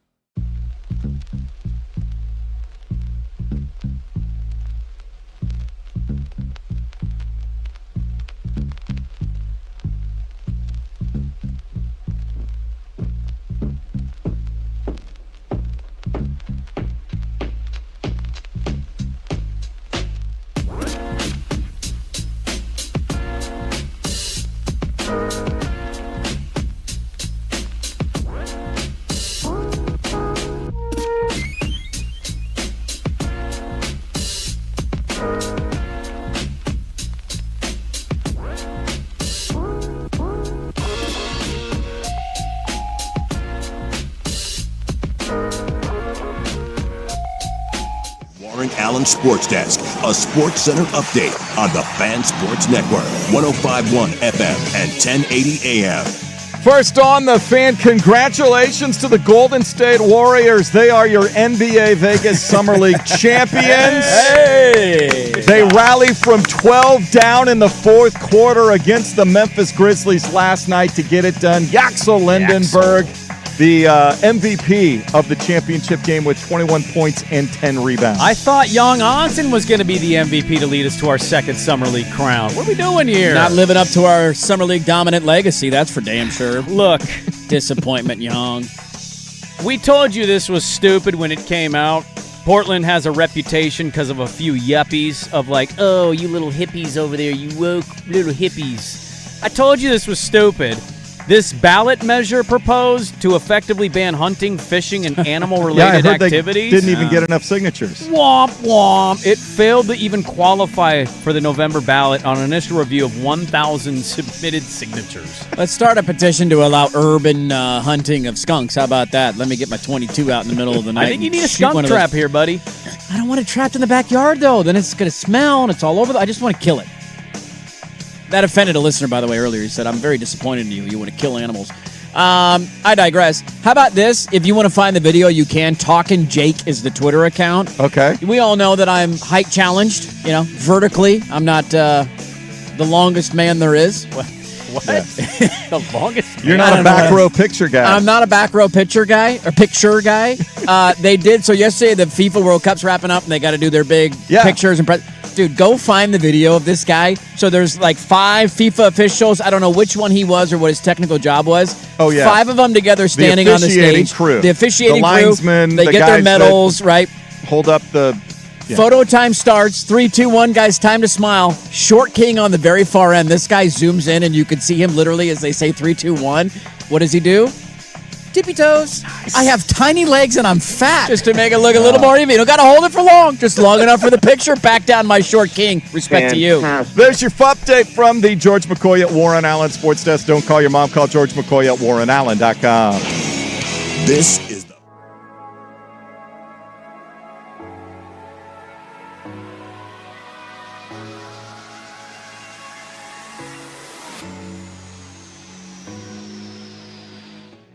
All right, a couple of quick nuggies before I get to my Oregon and Oregon State tidbits here. Yeah, with the Beach Boys. First off, we were battling at the beach this weekend. We had a battle at the beach. The day we found out about him not giving Phil Steele the depth chart. That's right. They were on the sand. They showed up. A couple of quick points of contention or questions. How would you feel? Now, this is not a college angle. This is an NFL angle. Did we or did we not see the video of Cam Skattebo this weekend? I did not. I did not peruse the video. Skattebo with hair in it. So Cam Skattebo coming off a pretty significant injury last year, right? Remember he's doing like a shoey out of his boot or whatever. Foot pointed the wrong direction. He had the Dak Prescott going. He had the foot going the wrong way. You never want that when you need your foot to play football. He was at, I don't know what he was at. If you just search his name, I saw it, the Bussin' with the Boys had it on their account. I think it was all over the place. Yeah. He was at some sort of, it looks like a Monster Energy convention is the best way I can explain it, but I don't know exactly what Fanatics? it was. It might have been the Fanatics thing. Fanatics Fest has become... Could have been the Fanatics thing. I have a thing on that. He walks out onto the stage. Yeah, we can get to that in the last segment. He walks out onto the stage, does a Cam Skattebo, pulls up his leg so you can see the scar, hey, I'm all healed, let's go, baby. And then decides to do a 360 backflip. This is on it looks like a hard kind of metalish stage. It's like a WWF stage. He shorted it. Yeah, and he did not land it, and he fell down backwards with an awkward landing, and he's now had to confirm to everybody that he is okay. Well, and if you're a Giants fan, are we shouting into the void? Do we just expect this? There's a lot of teams I'm very interested to see this year play out. Giants are one of them because they got Harbaugh, and I want to see what it's like for Jackson Dart again. The one thing I don't buy about the Giants is him. Yeah. You cannot rely on that I've guy. watched football my whole life. You cannot This rely on that person does not have a 12-year career, an 8-year career. This Peyton Hill is 2.0. I would argue worse. He actively admitted that as a child he ran into telephone poles to take contact. He did it before the one of their games on the road at Arizona State. Remember, he was ramming his head into a concrete wall or a brick wall. He is coming off of a, like severe leg injury in terms of like ending your season, but like you can recover and be fine from this. You're doing a backflip? What are we doing? Sorry, dude. I can. Jim Harbaugh's got to be losing his mind, right? There was a story John about Harbaugh has to be John. losing his Sorry, mind. Jim's probably enjoying it. Good luck, John. Jim's getting a good joke about that. There was a story that came out. Who's daddy better than us? Nobody. I can't remember who it was in Baltimore. It might have been Joe Flacco at one point, but like there was a video of somebody on their team riding like a motorized scooter around. And John Harbaugh losing his absolute S of like, what are you doing? You cannot do that. He was Mr. No Fun, according to the No reports out fun. of Baltimore. And now we have Cam Scadaboo shotgunning Monster energy drinks and doing backflips on stage. Like, that's not going to fly very well. Sniff salts or shotgun Monster energy drinks brought to you by the Big 12. Do whatever you want to do. But, like, do not be doing backflips on a stage with no padding. Can you imagine? Would that have What are you been? doing? Let me ask this question. If this was Dame Lillard? Oh, my God, we would lose our S. If he had done something to, like, hurt himself in that moment. It's Martin Gramatica, Gus Farad. Is that the worst injury of all time? No. What's the worst? I mean, a kicker. At least he made the kick. It was a celebration. But he's a kicker. We already don't think he's a football player, and then he suffers a season-ending and a career-ending injury, basically. Who was the baseball player that went on the injured list for a sunburn because he fell asleep in the tanning bed? That's a good question. I do not remember. Is that worse than backflip at Monster Energy Drink Convention? No. I've been in a sunbed. You can fall asleep. I could see how that could be very relaxing. relaxing. I want to say it was an Oriole back in the day, but I cannot remember who that was. Yeah. I had Madison Bumgarner getting in a dirt bike accident. Missed the rest of the season. You had somebody cut himself. It was Marty Cordova. There you go. Marty Cordova. In 2002, while playing for the Twins? In California. Oh, in the Angels. Woke up a little Cordova zesty. visited a tanning salon, fell asleep under the UV lamps, and severely burned his face and his neck. Actually, had to miss multiple He had games to go on the injured list. That's on the IR, man. I got to see him in a while. Boy, that's a tough one. That's a tough one to say that this is worse than that. If you're a Giants fan, you're just like shouting to the sun right now. Like, what are we doing? Well, I don't here, remember Cam? what year it was exactly, or I remember my age. I remember being young watching it. Watching Gus Farad get the touchdown for Washington. Ram his head into the wall. Ram his head into the wall, and then instantly he suffers a massive neck injury. You're like, what?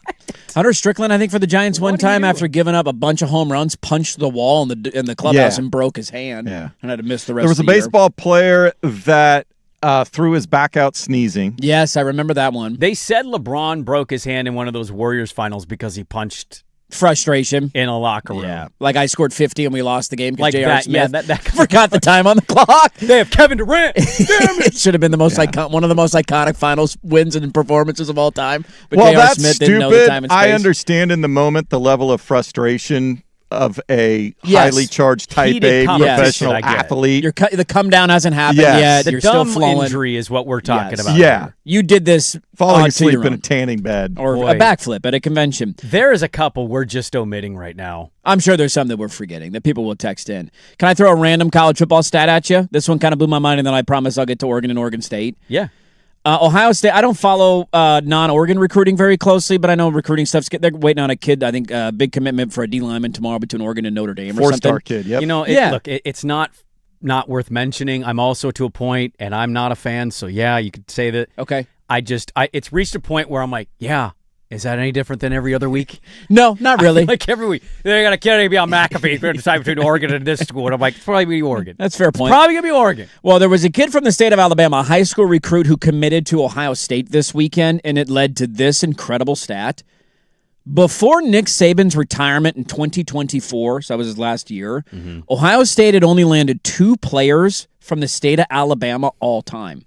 Now, Alabama's a good high school, it's not like Oregon, right, or Idaho or South Dakota. No, Alabama's got a lot of quality prospects. there in Birmingham, and They'd only signed 2 all time. After getting commitment, I think Carlos May is the name. He became Ohio State's 7th player from Alabama in the last 4 years, and then it gets worse. Are you ready for this? I can't wait to see if somebody asks Kalen DeBoer about this at SEC Media Days. This is unfathomable as of 3 years ago.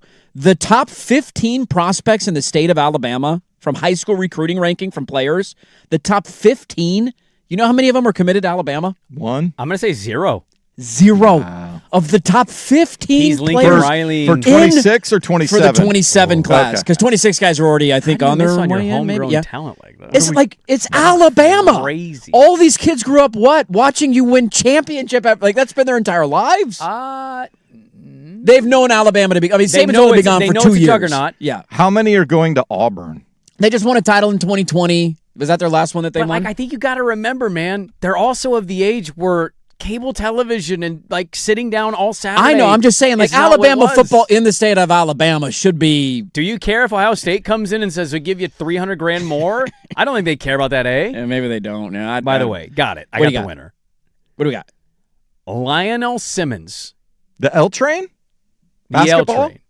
1991 season. Sacramento Kings missed 2 games because he developed tendonitis in his wrist from playing too much Game Boy. That's right. That's an all-timer. That's the L Train, the That's original L Train. That is an all-timer. I went to high school with a kid that missed 2 games from tendonitis from playing pocket pool. By the way, yes, how many of them are committed to Auburn? Of the top 15, 1, 2, 3, 4 of them. That hurts even worse. That's right. Salt in the wound. NC State, Auburn, Miami, Texas, Ohio State, Oregon, Auburn, Miami, Arkansas, Auburn, Oklahoma, Clemson, Oklahoma. Simmons made all rookie team and came back and played too much Game Boy. I mean, who wasn't addicted to their Game Boy back in Were the day? you that addicted? No, not that addicted. A couple of quick tidbits on the Ducks and the Beavers. You ready for this one? Chris Hansen, 03. Jack Del Rio brought a axe and a stump into the locker room. That I remember. He almost cut his own leg off. No kidding. Yeah, he missed the stump entirely. Oopsies. That's a bit of a problem. Don't do that again. Homegrown talent rankings, for those of you who care, like, are you in a total portal team? Do you develop your guys and all that? I thought this was interesting. Oregon, do you care to guess where they show up in the homegrown talent ranking according to Phil Steele? So these are guys that they were recruited committed out of high school and that's the stayed with percentage the of your program. So a percentage of the your team. roster, I'm going to say it's 46%. Okay. I think they get a little bit 46% of the team is what you're saying? Is more. Oh, you're homegrown. looking Yeah. for the ranking? Yeah, or the percentage, either one. I have both. I feel like you're going to get me more, but I I'm gonna think go they're in the 46. top 15, maybe even the top 10 of Yeah, maybe this year's highest team is percentage different. You're right. But I'm going to go that 46. stays home. Percentage of homegrown talent on Oregon's roster, 78.4%. There you go. That is I'm big. 13th in the country. Now, some of these are like you got to cut like Navy and Air Force and Army are the top Wow. 3 because, So Yeah. if you take them out Have and we just ever had do- a portal Army to Navy? That'd actually be kind of funny if we did. Like a trade, an NIL trade. Air Force to Navy? So you technically move them up into the top 10 because those are obviously not going to have anybody but homegrown Yeah, I players would at Navy and imagine Army and Air Force. BYU's probably up there. BYU's not near the top of the list. I was Oh. shocked. Clemson is the most obvious. Clemson's the top non-military academy. Notre Dame is second. Georgia's in the top 10. Texas A&M. So there's some interesting ones in here that made me look. And then your projected win total, according to our good buddy, Colin Wilson. Yeah. Ready for this? Mhm. Projected win total for Oregon State this year? 4. Boy, that's exactly what That's Phil what Phil, predicted. that's what Phil said. Four Seems wins. to be the trendy pick. He said offensive style, you have to match the skills of a quarterback. Malik Murphy returns 1,800 yards. It only included 9 touchdowns to 8 picks, though, and he posted twice as many turnover-worthy throws as big-time throws in 2025. Also, returning offensive line snaps for Oregon State ranks 115th in FBS. So you're replacing an offensive line, and he's projected to win 4 games this year. Tell you right now, I got a 3-win bet with Leverett's here in the building. That it'll be over 3? He thinks it's- under 3? Yeah. Ooh, that would be bad. I think we're doing 3.5. He 3.5 thinks is they're a split. 3, and I Yeah. think they're going to win more than 3. Okay, that's fair. 3.5. If they hit the over by getting to 4, That's not a good feeling over. you doubled You it. technically you double your did. win total. But We talked about that Friday. It's all in how it looks. yep, no doubt about it. What is with this latest controversy? A little bit of audio we haven't gotten to yet, and we'll get you set for your Monday in sports. Close it up next on The Fan.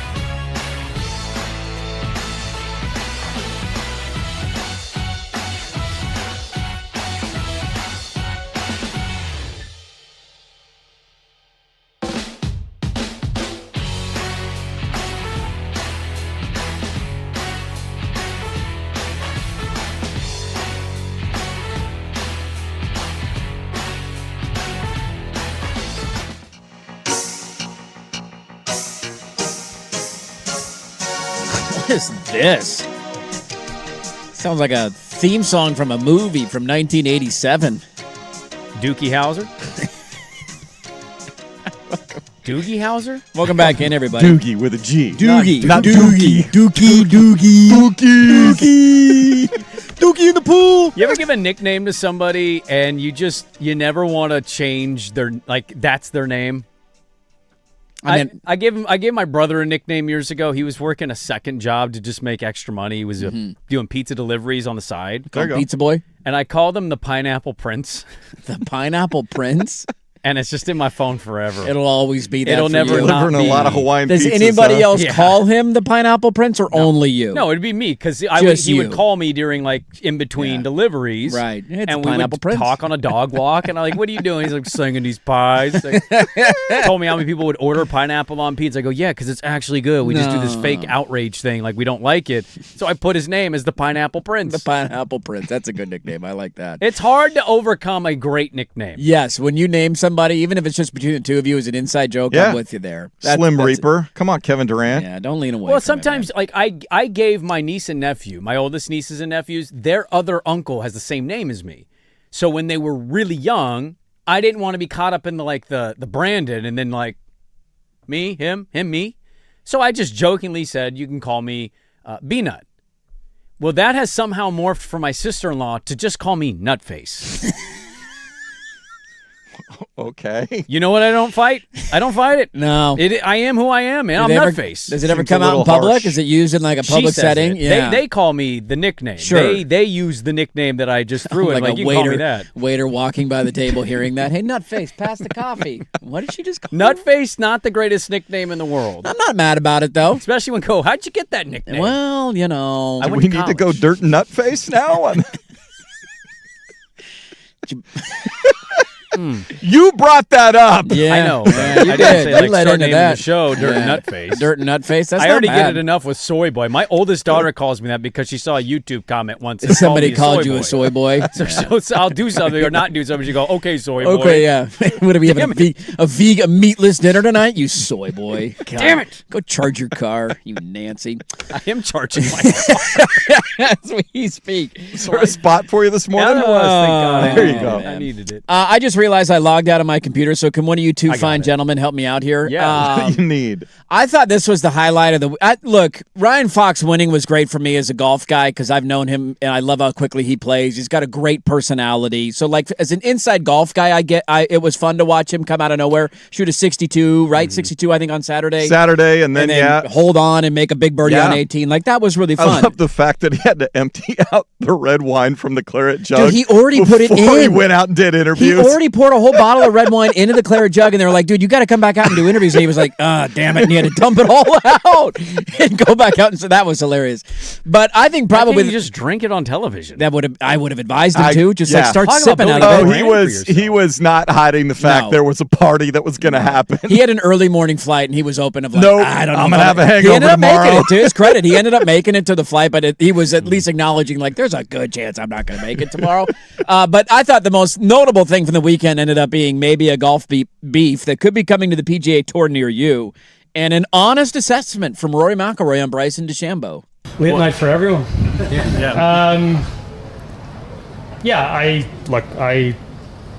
I won't pretend to be up here and defend Bryson. I'm not particularly fond of him.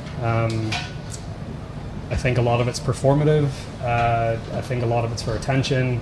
And to hold the tournament hostage like that and have all of us, volunteers, players, everyone waiting on him to depart, I didn't feel like it was a great look. Do you think he knew what he was doing? Look, he's going to say, like, again, I'm not in his mind, I'm not in his, but it didn't look good. Boy, is something like that, you think that happens out here more than we know, and it just isn't viewed or seen? Or... Yeah, it's hard, right? Look, he's every shot is on camera. There's a lot of guys that play this week and their shots aren't on camera, so you can say that that's unfair or whatever, or it might happen more than it does, but it's obviously impossible to police everyone, and that's why it is for the most part, a self-policing game. But But I think when there is obvious evidence like there was last night, then obviously that's a different story. To hear somebody be that blunt with their assessment of their personal opinion of another, like we had the Brooks and Bryson thing. Remember when he'd kind of roll? They hated each other, and then they wouldn't. But then neither of them ever really said anything publicly. It was more of like an eye roll when the other one would walk by. That was pretty refreshing for me to hear. I'm not the biggest doucher guy, you know that. I think Rory's assessment is pretty spot on. A lot of this is for attention, and it is performative, and he certainly was playing into that, knowing the cameras were following him around on Friday night. But we all know Liv's going to fold. We don't know if Bryson's going to become a YouTube golf star or come back to the PGA Tour or attempt to come back to the PGA Tour. It certainly spices things up, and the need for villains and rivalries is great in golf, and this one's been a solid one of U.S. Open in Pinehurst a couple years ago. Bryson wins. Final group of the Masters, Rory wins. Now you have this back and forth, and hopefully more to come down the road. In America, who is more beloved, Bryson or Rory? Rory. All right. Maybe I'm wrong on that because of the YouTube So a Bryson following. Rory final round at the Masters. You got to take Ireland out of this, right? Yes, this happened 2 years ago. I felt like more people were rooting for Rory, but maybe I'm wrong there. Yeah. Maybe I'm wrong. I'm also in a YouTube Rory bubble. thing for Bryson is huge. obviously broken through in a big way. I think there's different silos of fans almost because I think a lot of YouTube golf fans aren't necessarily the biggest watchers of golf, and I know doesn't make a lot of sense. No, but my point that's being, accurate. like legitimate golf tournaments, I think they just prefer the fun scramble nature of that's the golf that I watch. My nephew will watch more Grant Horvat than he will any single PGA or major championship event. So if I'm using the crowd at a golf tournament, I'm not saying none of them watch YouTube golf, but I think it's a much more purist crowd, if you will, and that crowd would tend to lean more Rory than Bryson. Okay, so it's maybe in this instance it's a time and place. Maybe Augusta, it's Rory. Waste Management. Yeah, could be.